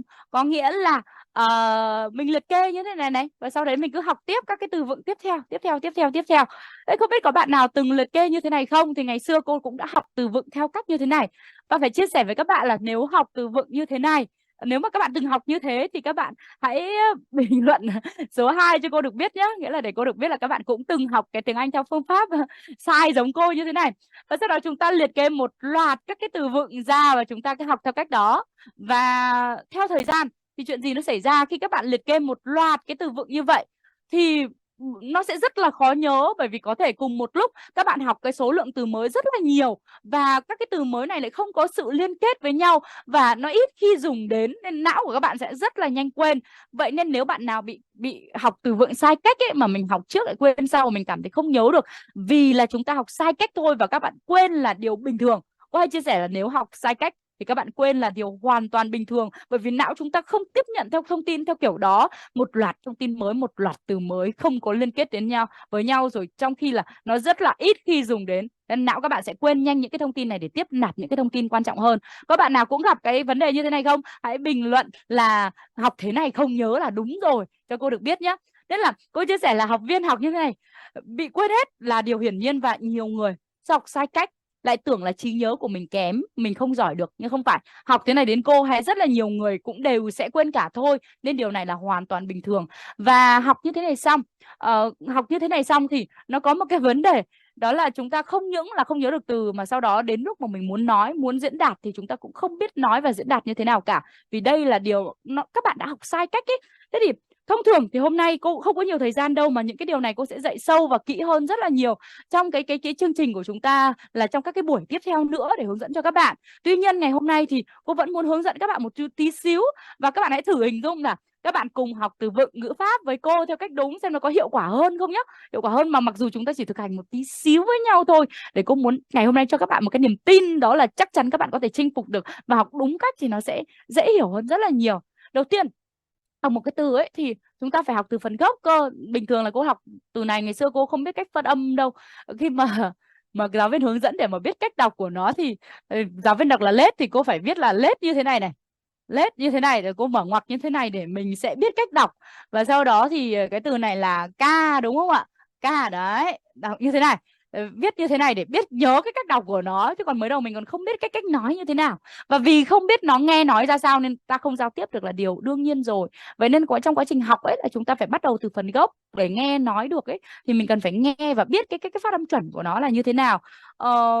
Cô chia sẻ luôn ngày hôm nay nhé, với một số bạn muốn học từ vựng thì cô sẽ chia sẻ luôn một tí xíu thôi. Còn trong buổi 2 buổi 2 sẽ là buổi mà cô sẽ đào thơ sâu về vấn đề từ vựng cho các bạn và có những cái thực hành trực tiếp và cung cấp cho các bạn những cái tài liệu để các bạn có thể học từ vựng được. Điều đầu tiên thì cô chỉ muốn chia sẻ đấy là học thì chúng ta sẽ phải học từ cái phần gốc là phần âm để chúng ta biết cách nghe nói nó như thế nào. Để học đúng, hôm nay cô sẽ không sửa được phần đó, vào buổi 1 nhé, cô sẽ nói sâu về cái gốc rễ này hơn. Thì chúng ta phải biết cách nói từ này được nghe chuẩn, biết phát âm nó là như thế nào. Thì từ này là late. Đó. Thì đấy là cách phát âm chuẩn. Chữ L mình hơi đẩy lưỡi lên bên trên một chút và chữ T ở cuối mình sẽ bật ra late. Tiếng Anh nó rất là khác tiếng Việt. Tiếng Anh nó có âm cuối, nó có rất là nhiều âm khác tiếng Việt, vậy nên để nói được tốt và hay, giọng điệu giống người bản xứ thì ta cần phải nâng cấp cái phần âm này. Late. Và tiếp theo từ ô tô thì là car. Đó là cách phát âm chuẩn, mình bật chữ K. Cái K của tiếng Anh thì lại khác tiếng Việt, nó lại là âm bật ra. Nên là cái phần nền tảng về phần phát âm là rất là quan trọng để các bạn có thể nói hay, nói chuẩn được. Thế nhưng mà thôi, phần phát âm là buổi số 1 cô sẽ hướng dẫn các bạn sau. Thế bây giờ nói về một chút về cách học từ vựng. Liệt kê thì không thể nhớ, thế học từ vựng đúng là như thế nào? Là các bạn còn nhớ cái thứ tự mà cô vừa chiếu cho các bạn xem không? Đấy, các bạn cùng xem nhá. Cái thứ tự của mình ấy là, đây cô còn nói về một chút về cái thứ tự học đúng đây. Mình sẽ học từ âm này, đến từ này, đến cụm từ, đến câu rồi ghép vào ngữ cảnh. Thì đây là cái thứ tự học đúng. Nhưng không phải là mình học tách từng cái một ra mà mình sẽ ghép. Ví dụ là mình học phần âm rồi thì mình sẽ ghép nhá. Late. Thế bây giờ mình có học mỗi từ late không? Thì không, mình sẽ phải ghép vào cụm từ, vào câu, vào ngữ cảnh. Và nếu mà học từ late thì cô sẽ hướng dẫn các bạn cả câu bạn đến muộn là you are late. Đó thì mình sẽ học vào cụm luôn. Đó là thay vì học một từ thì mình sẽ học vào cụm để biết diễn tả cái câu đấy là như thế nào. You are late. Đó, bạn đến muộn thì ít nhất là mình còn biết là học từ late thì dùng ở đâu, dùng thế nào, chẳng nhẽ cứ chẳng nhẽ mình chỉ bật ra mỗi từ late thôi à? Thì đương nhiên là mình sẽ không có cái cơ hội và không biết dùng nó như thế nào, nên là cái tần suất sử dụng ít và nó không có sự liên kết thì chúng ta sẽ quên. Nên học một cái từ vựng ấy thì mình có thể ghép nó vào các cụm hoặc các câu đơn giản. Các bạn hãy nhớ nhé. Late. You are late. Và chúng ta ít nhất nếu mà học cả câu thì chúng ta còn biết là nó có thể ghép vào câu và có thể dùng trong ngữ cảnh nào. Mình thấy ai đến muộn là chúng ta có thể nói là gì nhỉ? You are late. Đó. Thế thì ở đây cô vừa bật phát âm you là cách phát âm chuẩn nhé. Các bạn hơi cong môi chữ y giảm tí. You r thì là chữ a mở rộng miệng sau kéo lưỡi chữ r are late. You are late. Thế thì nếu các bạn ghép vào câu, học một từ này thôi mà các bạn ghép vào câu thế này thì ít ra các bạn còn dùng tới nó, các bạn biết nên dùng trong ngữ cảnh nào, nên cái khả năng ghi nhớ của các bạn sẽ tăng lên. Và sau đó nếu mà các bạn muốn nói được như người nước ngoài hay chuẩn thì các bạn chỉnh lại phần ngữ âm của từ you cho nó đúng này, are cho nó đúng này, sau đấy từ late. You are late. Thế sau đấy khi mà đã biết cách phát âm chuẩn của từng cái từ tốt rồi mà lại ghép vào câu này, mình chỉnh ngữ điệu nó dễ lắm, nó rất dễ, nhưng mà các bạn phải biết cách nói tốt từng phần đã. You are late. Thế sau đó thì học thế này thôi, có nhớ được không? Thì cô lại chia sẻ nữa, đấy là sau khi học vào câu thì mình có thể ghép vào ngữ cảnh để sau đó thì chúng ta sẽ có biết cách nói tốt hơn, thì lúc đó chúng ta nhớ từ vựng, không chỉ nhớ từ vựng nhá, mà các bạn còn có thể dùng được cái câu đó trong đúng ngữ cảnh và bật ra thành phản xạ. Thì bây giờ chúng ta cùng tập một tí xíu với cách học đúng. Cô sẽ chỉ cho các bạn và các bạn sẽ thấy học một loạt từ vựng mới rất là đơn giản mà lại nói thành phản xạ. Các bạn có muốn thử không? Nếu muốn thì hãy bình luận số 10 để cô biết là các bạn muốn học thử một tí xíu nhé, thì cô sẽ hướng dẫn các bạn. Rất là tuyệt vời. Thế thì ví dụ là chúng ta sẽ học một số từ vựng trong một số cái ngữ cảnh sau. Ví dụ chúng ta học từ muộn là late. Hôm nay cô chưa chỉnh phát âm nên các bạn cứ tập nói theo thôi, các bạn chưa nói chuẩn cũng không sao cả. Vì buổi sau cô sẽ chỉnh. Mình cùng nói muộn là late. Again. Late. Very good. Và sau đó chúng ta sẽ ghép vào trong câu bạn muộn là you are late. Các bạn nào chưa phát âm được không sao đâu, các bạn cứ nói theo để hôm nay mình xem mình có thể nhớ được cái từ vựng như thế nào thôi. You are late là bạn đến muộn. Mình cùng nói lại là you are late. Very good.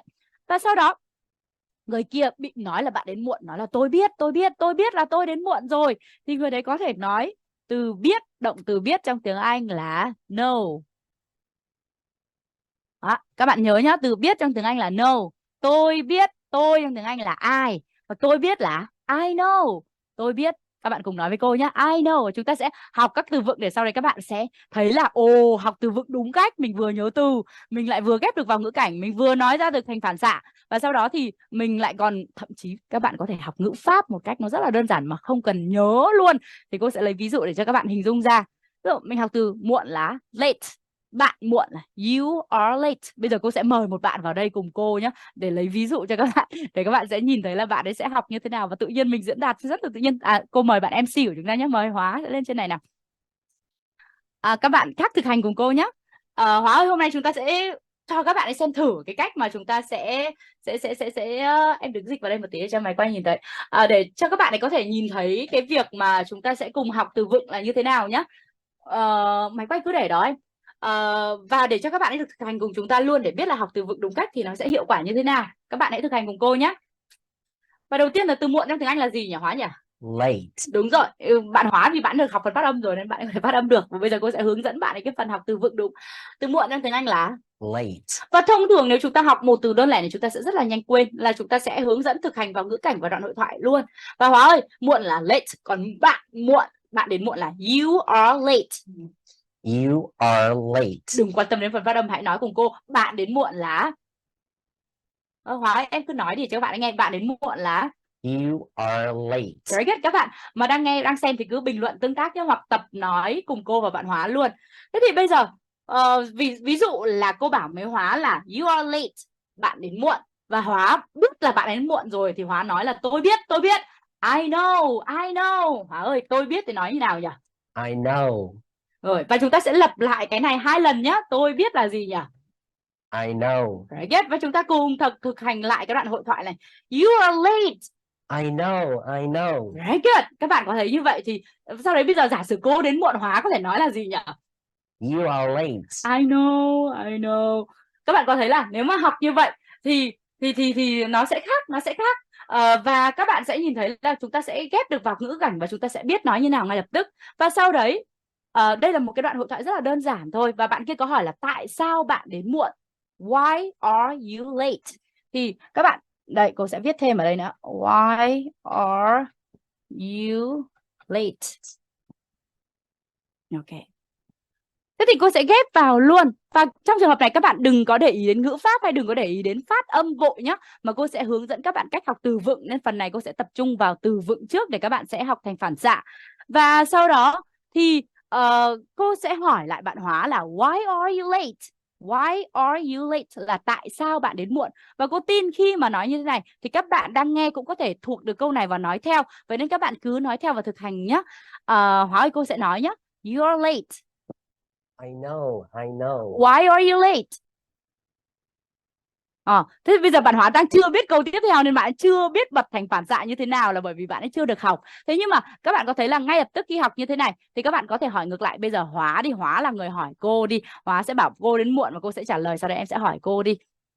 You are late. I know. Why are you late? Very good. Và Hóa, em có cảm thấy là bây giờ em nói cái câu tại sao bạn đến muộn tự nhiên em không phải nghĩ không? Tại sao bạn đến muộn thì chúng ta sẽ nói là gì nhỉ các bạn nhỉ? Why are you late? Very good. Và thông thường nếu các bạn học từ vựng nó không đúng cách, các bạn học từ late có nghĩa là muộn, từ bạn có nghĩa là you, từ tại sao, từ để hỏi là why. Nhưng đến lúc mà bất kỳ các bạn muốn nói là bạn đến muộn, hay là mình muốn hỏi là tại sao bạn đến muộn, thì mặc dù các bạn có thể giả sử là các bạn nhớ từ vựng mới, các bạn biết từ late, các bạn biết từ why, nhưng có thể lúc đó các bạn phải ghép là tại sao là why, bạn là you, rồi sau đó muộn là late, sẽ ghép bạn đến muộn why you late. Và có rất nhiều bạn sẽ nói là why you late, có đúng không ạ? Bởi vì âm không chuẩn và sau đó mình không có phần ngữ pháp và mình cứ nghĩ ghép như vậy thì mình không thể thành phản xạ được. Vậy nên cái cách học từ vựng đúng đó là học âm, sau đó học ghép vào từ, sau đó mình sẽ ghép vào các cái câu và vào trong ngữ cảnh, thì sau đó các bạn sẽ dễ dàng bật ra thành phản xạ hơn. Và giả sử trong cái đoạn hội thoại này, một trong những bài mà cô hướng dẫn học viên thì cái lý do mà bạn ấy đến muộn, bạn ấy trả lời là my car broke down, có nghĩa là xe của tôi bị hỏng. Thế thì trong cái câu này nó sẽ có cái từ mới học ở đây là gì nhỉ các bạn nhỉ? My car là cái ô tô, và sao bị hỏng? Broke down là dạng quá khứ, xe tôi đã bị hỏng, và cái dạng nguyên thể của nó là break down. Tuy nhiên đấy là dạng quá khứ bởi vì nó đã bị hỏng rồi nên bạn ấy dùng thì quá khứ đây. Nhưng mà các bạn cũng đừng quan tâm đến ngữ pháp vội, bởi vì các bạn sẽ bất ngờ nếu học âm, từ vựng và ngữ pháp đúng cách thì các bạn sẽ nghe nói được thành phản xạ mà không hề phải nhớ từ cũng như không hề phải nhớ ngữ pháp nếu các bạn học đúng theo trình tự thuận theo tự nhiên. Và bây giờ giả sử chúng ta biết thêm cái từ ô tô là car. Ơi, từ ô tô trong tiếng Anh là gì nhỉ? Car. Và cụm từ chỉ việc bị hỏng trong tiếng Anh, hỏng với xe cộ, máy móc là break down. Mình ghép của hai từ lại. Nhưng mà chuyển về dạng quá khứ thì nó là broke down. Và xe của tôi đã bị hỏng thì mình sẽ nói luôn là my car broke down. Chúng ta sẽ nói chậm nhất để các bạn học viên có thể nói theo. Và thông thường nếu học từ vựng, học you, hoặc late, hoặc no, hoặc từ để hỏi why, hoặc là học car, hoặc là học từ break, thì cô sẽ không để cho học từng từ vựng đơn lẻ, mà cô sẽ tự học nhé. Cách cô tự học đó là mình sẽ học theo các cái cụm từ, những câu vào trong ngữ cảnh như thế này thì nó sẽ dễ nhớ hơn rất là nhiều. Và chúng ta thậm chí còn biết cách diễn đạt ý của mình. Và giả sử bây giờ cô sẽ nói chuyện với bạn Hóa nhé. You are late. I know, I know. Why are you late? My car broke down. Và có bạn nào cũng sẽ nhớ được như bạn Hóa và cảm thấy nếu học theo cách này thì nó sẽ đơn giản hơn rất nhiều. Cô xin phép chỉ đây là một cái ví dụ chung thôi. Còn với từng bạn, với từng cấp độ khác nhau thì chúng ta sẽ nghe từng các cái đoạn hội thoại, các loại hội thoại khác nhau với các tốc độ khác nhau. Và ngay lập tức bạn Hóa sẽ không chỉ thuộc từ late là tính từ đến muộn, mà biết cách diễn tả ngay lập tức bạn đến muộn là You are late. Và em có thấy là học như thế này thì mình vừa nhớ từ và vừa học được cách diễn đạt không? Và sau đó thậm chí mình lại vừa học được cách trả lời và tương tác. Và giả sử Hóa ơi, Hóa bảo cô đi muộn đi thì là You are late. I know. Why are you late? Very good. Và học theo cái cách này thậm chí là bạn Hóa còn sẽ biết cách hỏi luôn và tiếp diễn các đoạn hội thoại tiếp theo. Và nếu chúng ta học đúng cách thì chúng ta còn học được các cái cách diễn đạt cái lý do. Nếu mà cô nghĩ là có rất nhiều bạn sẽ biết từ ô tô là gì, là car, đúng không?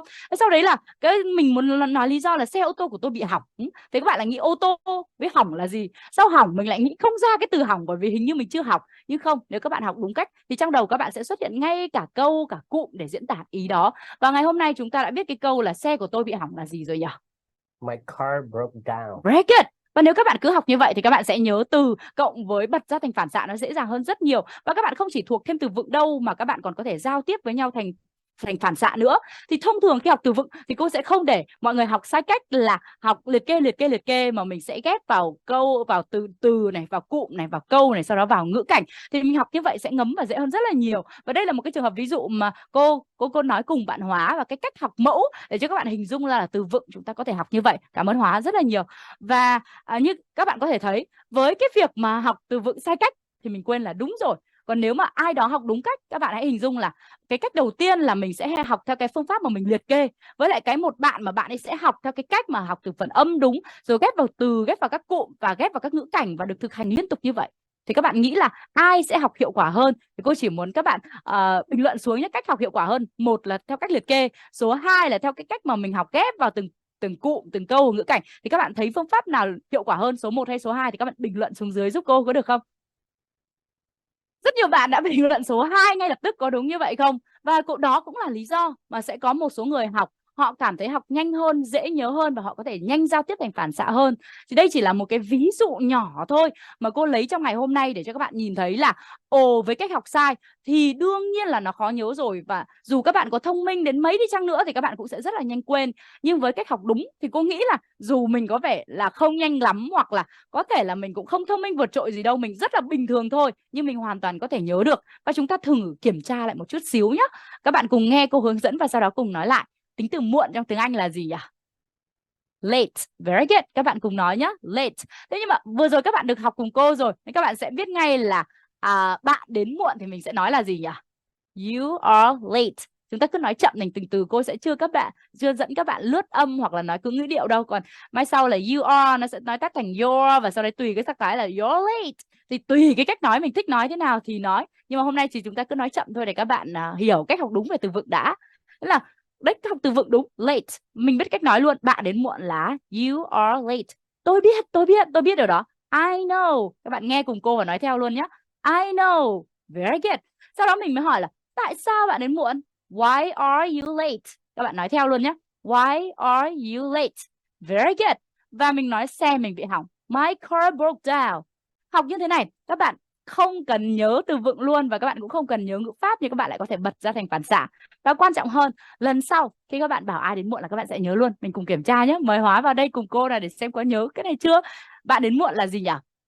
You are late. Ok, say it again. You are late. Very good. Và cô sẽ ghép với đoạn hội thoại với bạn ấy để hỏi xem, và xem các bạn cũng thử kiểm tra xem mình có nhớ không nhé. Mình nói tôi biết là gì nhỉ? I know. Và nói với có sắc thái là tôi biết thì có cảm thấy tội lỗi một tí thì mình sẽ nói thế nào nhỉ? I know.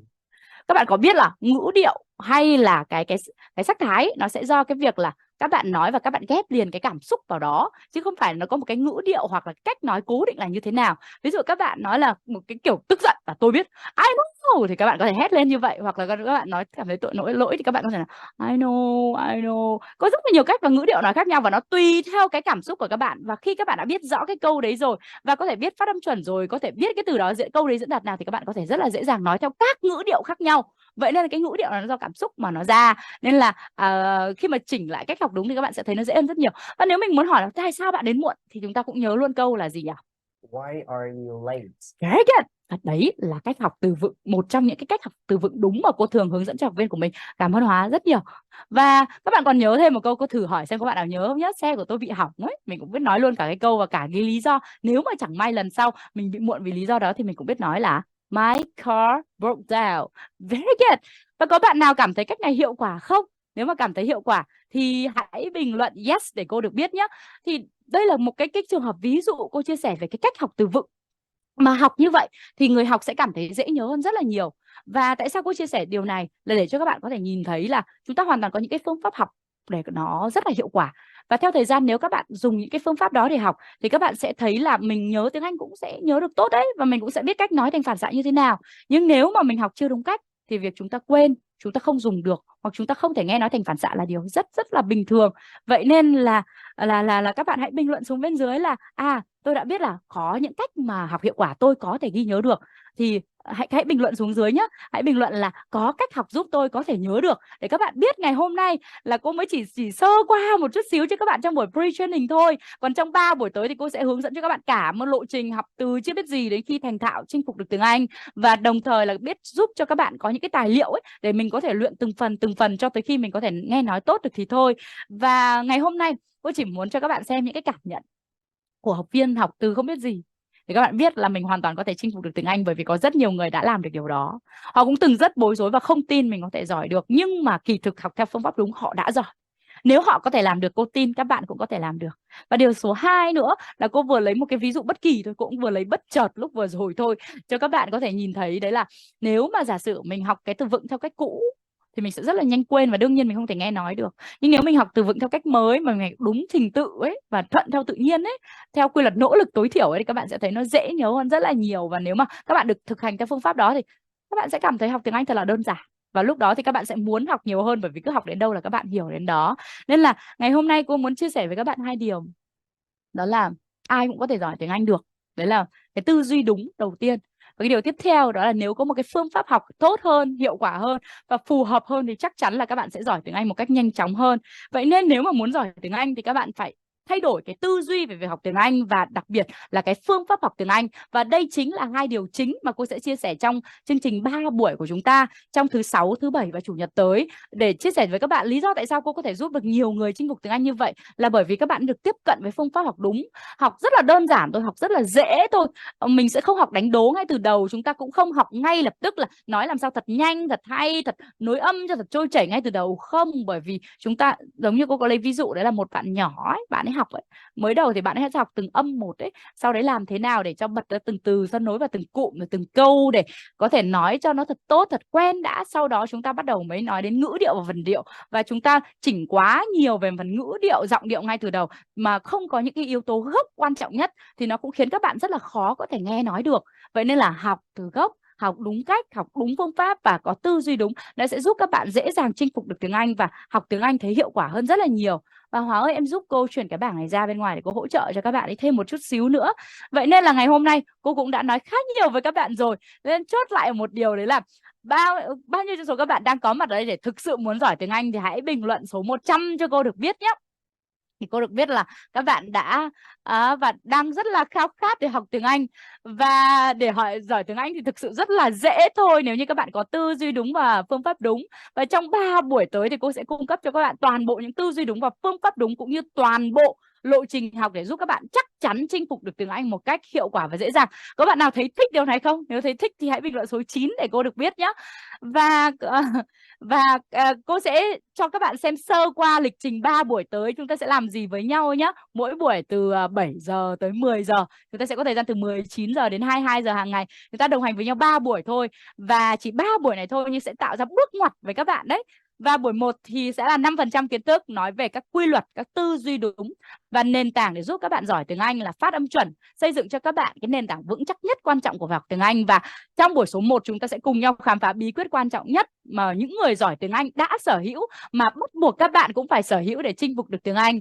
Và có rất là nhiều, hãy nhớ nhé, buổi 1 sẽ là bí mật quan trọng nhất. Mặc dù nó là 5% nhưng nó lại quyết định kết quả rất lớn vì nó là bí mật quan trọng nhất giúp các bạn chắc chắn nói được tiếng Anh. Và buổi số 1 sẽ giúp các bạn hiểu tại sao có người học mãi mà không giỏi, điều cốt lõi nhất để giỏi tiếng Anh là gì. Và cô sẽ trang bị cho các bạn những cái tư duy đúng để học tiếng Anh cũng như bất kỳ ngôn ngữ nào khác. Và đồng thời nó cũng sẽ chỉ ra cho cách để các bạn nhìn thấy là học tiếng Anh cũng vô cùng dễ thôi. Và mình sẽ khám phá những cái phương pháp học hiệu quả để đập tan nỗi sợ về tiếng Anh. Vì sau cái buổi số 1 này ta sẽ biết là chắc chắn ta có thể giỏi được tiếng Anh. Và các bạn cũng sẽ được học một chút về cái cách tiếp thu thông tin của não bộ. Và sau đó thì mình sẽ tìm xem cái phương pháp nào mình tự chọn nhé, xem nó có phù hợp với mình không để mình chọn học. Và chúng ta sẽ cùng xây dựng cái phương pháp học tiếng Anh với một cái lộ trình học đúng. Và để khi mà đã có lộ trình học đúng rồi thì các bạn sẽ thấy dễ dàng, mình có đam mê và hứng thú với việc học tiếng Anh. Và bằng cách như vậy thì các bạn sẽ dễ dàng nâng cao vượt trội được khả năng giao tiếp của mình. Và nhất là với những bạn mà yếu phần âm, chưa biết cách phát âm tốt như nào thì cô sẽ chia sẻ bí quyết để các bạn có thể phát âm chuẩn 100% Anh Mỹ luôn một cách dễ dàng. Và cũng cô sẽ dành tặng rất là nhiều quà tặng trong buổi học tới. Các bạn hãy đón xem để chúng ta sẽ vừa được học và vừa được tặng quà trong buổi tới nhé. Và buổi 2 thì chiếm 15% kiến thức. Buổi này cô sẽ chỉ ra cho các bạn phương pháp học từ vựng đúng. Và nếu kịp thì chỉ ra phương pháp học ngữ pháp. Còn nếu không thì ngày số 3 cô sẽ chỉ thêm về cách học ngữ pháp đúng. Và làm thế nào để học tới đâu là nhớ được đến đó, và học tới đâu là dùng được trong giao tiếp tới đó.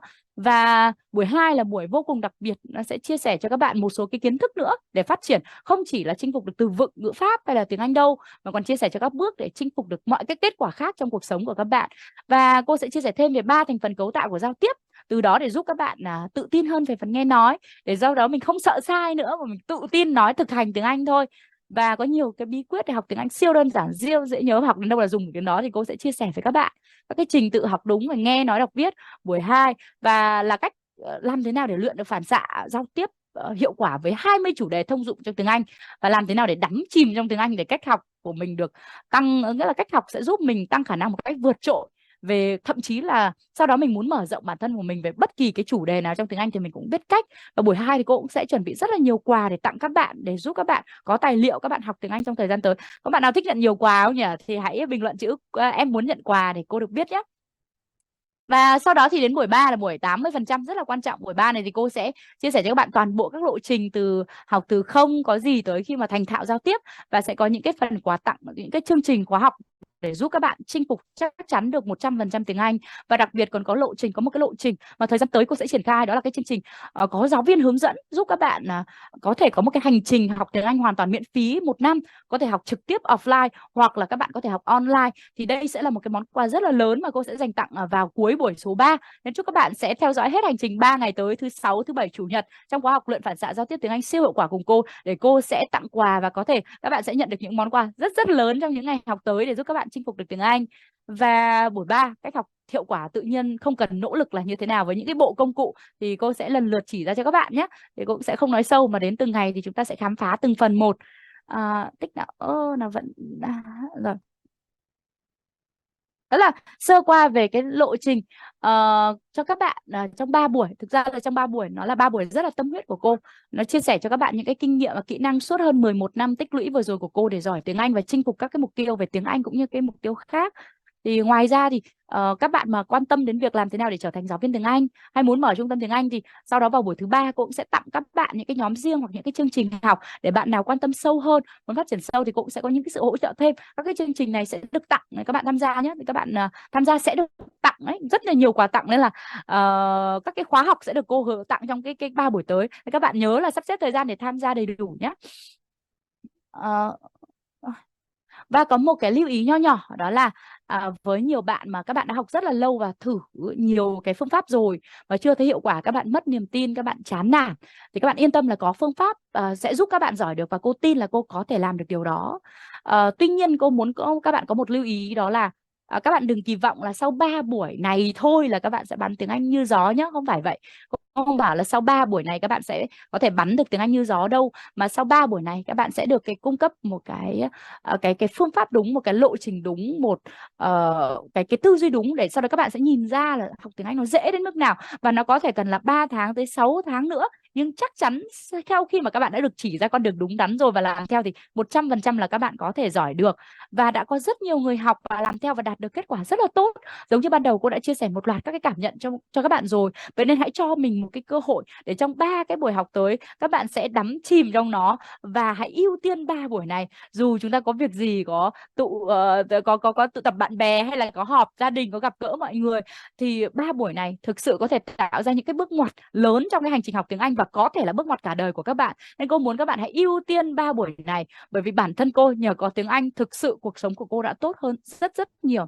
Từ một người không biết gì, từ một người không biết về giao tiếp, từ một người không có kinh nghiệm, không có kỹ năng. Và cô còn nhớ cách đây 13 năm cô đặt chân ra Hà Nội thì rất là bơ vơ và không biết là mình nên học cái gì, nên làm cái gì để chuẩn bị cho tương lai. Và rất là may mắn đã có một cái chỉ dẫn nó xuất hiện trong đầu của cô, đấy là bảo học tiếng Anh đi. Học tiếng Anh thì nó sẽ có nhiều cơ hội được mở ra trong tương lai.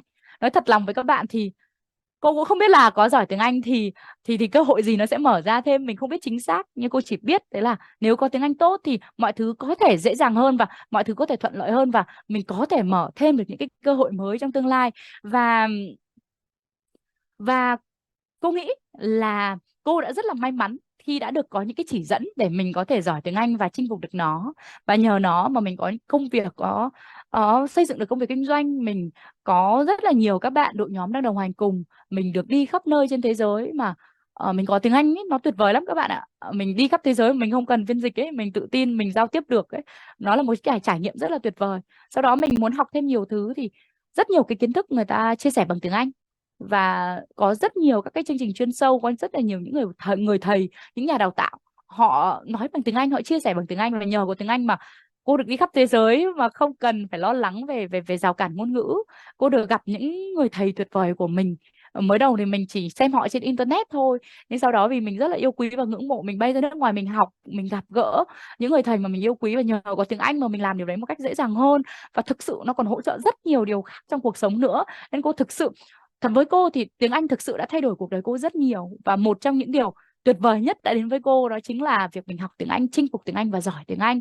Vậy nên là cô nghĩ với những bạn đang mất niềm tin, với những bạn đang không biết làm thế nào để giỏi tiếng Anh, thì các bạn hãy cho mình một cơ hội, bởi vì 3 buổi này hoàn toàn có thể thay đổi cái cách học tiếng Anh của các bạn và giúp các bạn giỏi tiếng Anh. Nên hãy ưu tiên để có mặt trong 3 buổi này nhé. Và hãy nâng cao năng lực của mình từ bây giờ. Khi có năng lực tốt rồi thì bạn làm mọi thứ nó dễ dàng hơn rất là nhiều. Các bạn có thể bảo là mình bận chăm con, hay là công việc của mình bận nên mình có thể chưa ngồi học được.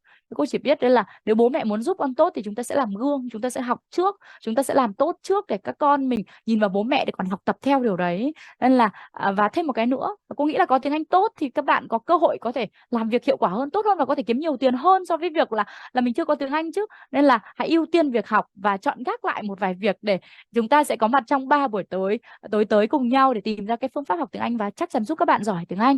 Và nếu được, hãy tìm cách cam kết 100%. Bạn nào cam kết sẽ có mặt đầy đủ trong 3 buổi và học đầy đủ từ đầu buổi đến cuối buổi để có thể chắc chắn chinh phục được tiếng Anh, và để đây sẽ là điểm dừng chân cuối cùng trên hành trình học tiếng Anh của bạn. Các bạn thì hãy bình luận là cam kết 100% để cô được biết nhé. Cam kết 100% để chúng ta đi cùng nhau trong các buổi tới. Và hãy nhớ là không có lý do, mình sẽ không đưa các bạn, đừng đưa ra lý do gì cả, bởi vì có lý do thì chúng ta sẽ không có kết quả. Cô muốn các bạn có mặt để chúng ta sẽ được đồng hành cùng nhau, và cô sẽ góp một phần trên hành trình giúp các bạn chinh phục tiếng Anh và đạt được những cái dấu mốc khác trong cuộc sống của mình. Nên là hãy cam kết nhé, cam kết để đây là điểm dừng chân cuối cùng. Và một cái lưu ý nho nhỏ nữa để các bạn học tốt thôi, đó là trong quá trình học thì các bạn hãy tập trung 100% cho việc học. Cô sẽ chuẩn bị cho các bạn cách học trong 3 ngày tới nhé. Mình tắt các cái thiết bị Facebook, YouTube, Messenger hay là Zalo.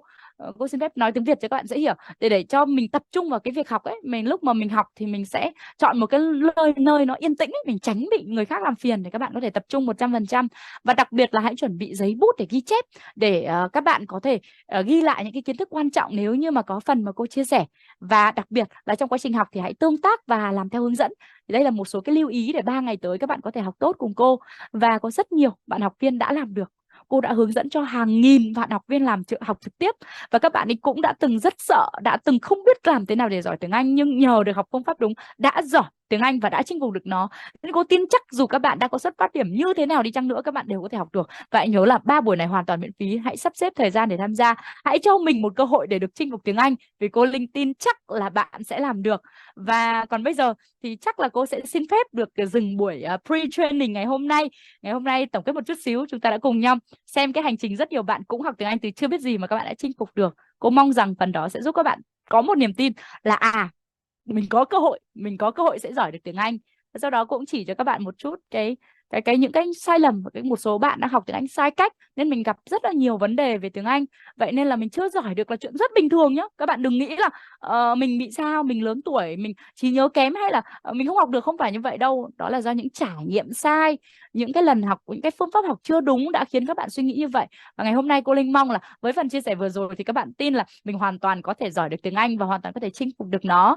Và nếu được, khi quay lại Zoom thì các bạn hãy nhớ mời thêm một vài người khác nữa. Sau buổi pre-training này, nếu các bạn cảm thấy các phần chia sẻ này hữu ích thì cô rất muốn là các bạn sẽ vào nhóm Zoom và các bạn mời thêm 1-2 người khác thôi. Nếu mà họ cũng đang cần tiếng Anh và họ cũng đang trên hành trình chinh phục tiếng Anh nhưng bối rối, không biết làm như thế nào, thì hãy chia sẻ để họ vào học cùng cô và cùng với các bạn, để giúp họ cũng được nghe những kiến thức này cùng chúng ta, để sau đó biết đâu các bạn có thể giúp thêm một ai đó thay đổi khả năng tiếng Anh, thay đổi cuộc đời của mình. Thì cô rất mong các bạn sẽ chung tay làm điều này. Còn bây giờ thì một lát nữa bạn MC của chúng ta sẽ lên để tặng quà cho các bạn nhé. Các bạn chờ bạn MC của chúng ta. Còn cô thì xin phép dừng phần chia sẻ ở đây và hẹn gặp lại ngày mai, gặp lại các bạn vào ngày mai vì sự thành công của bạn, Vũ Thùy Linh.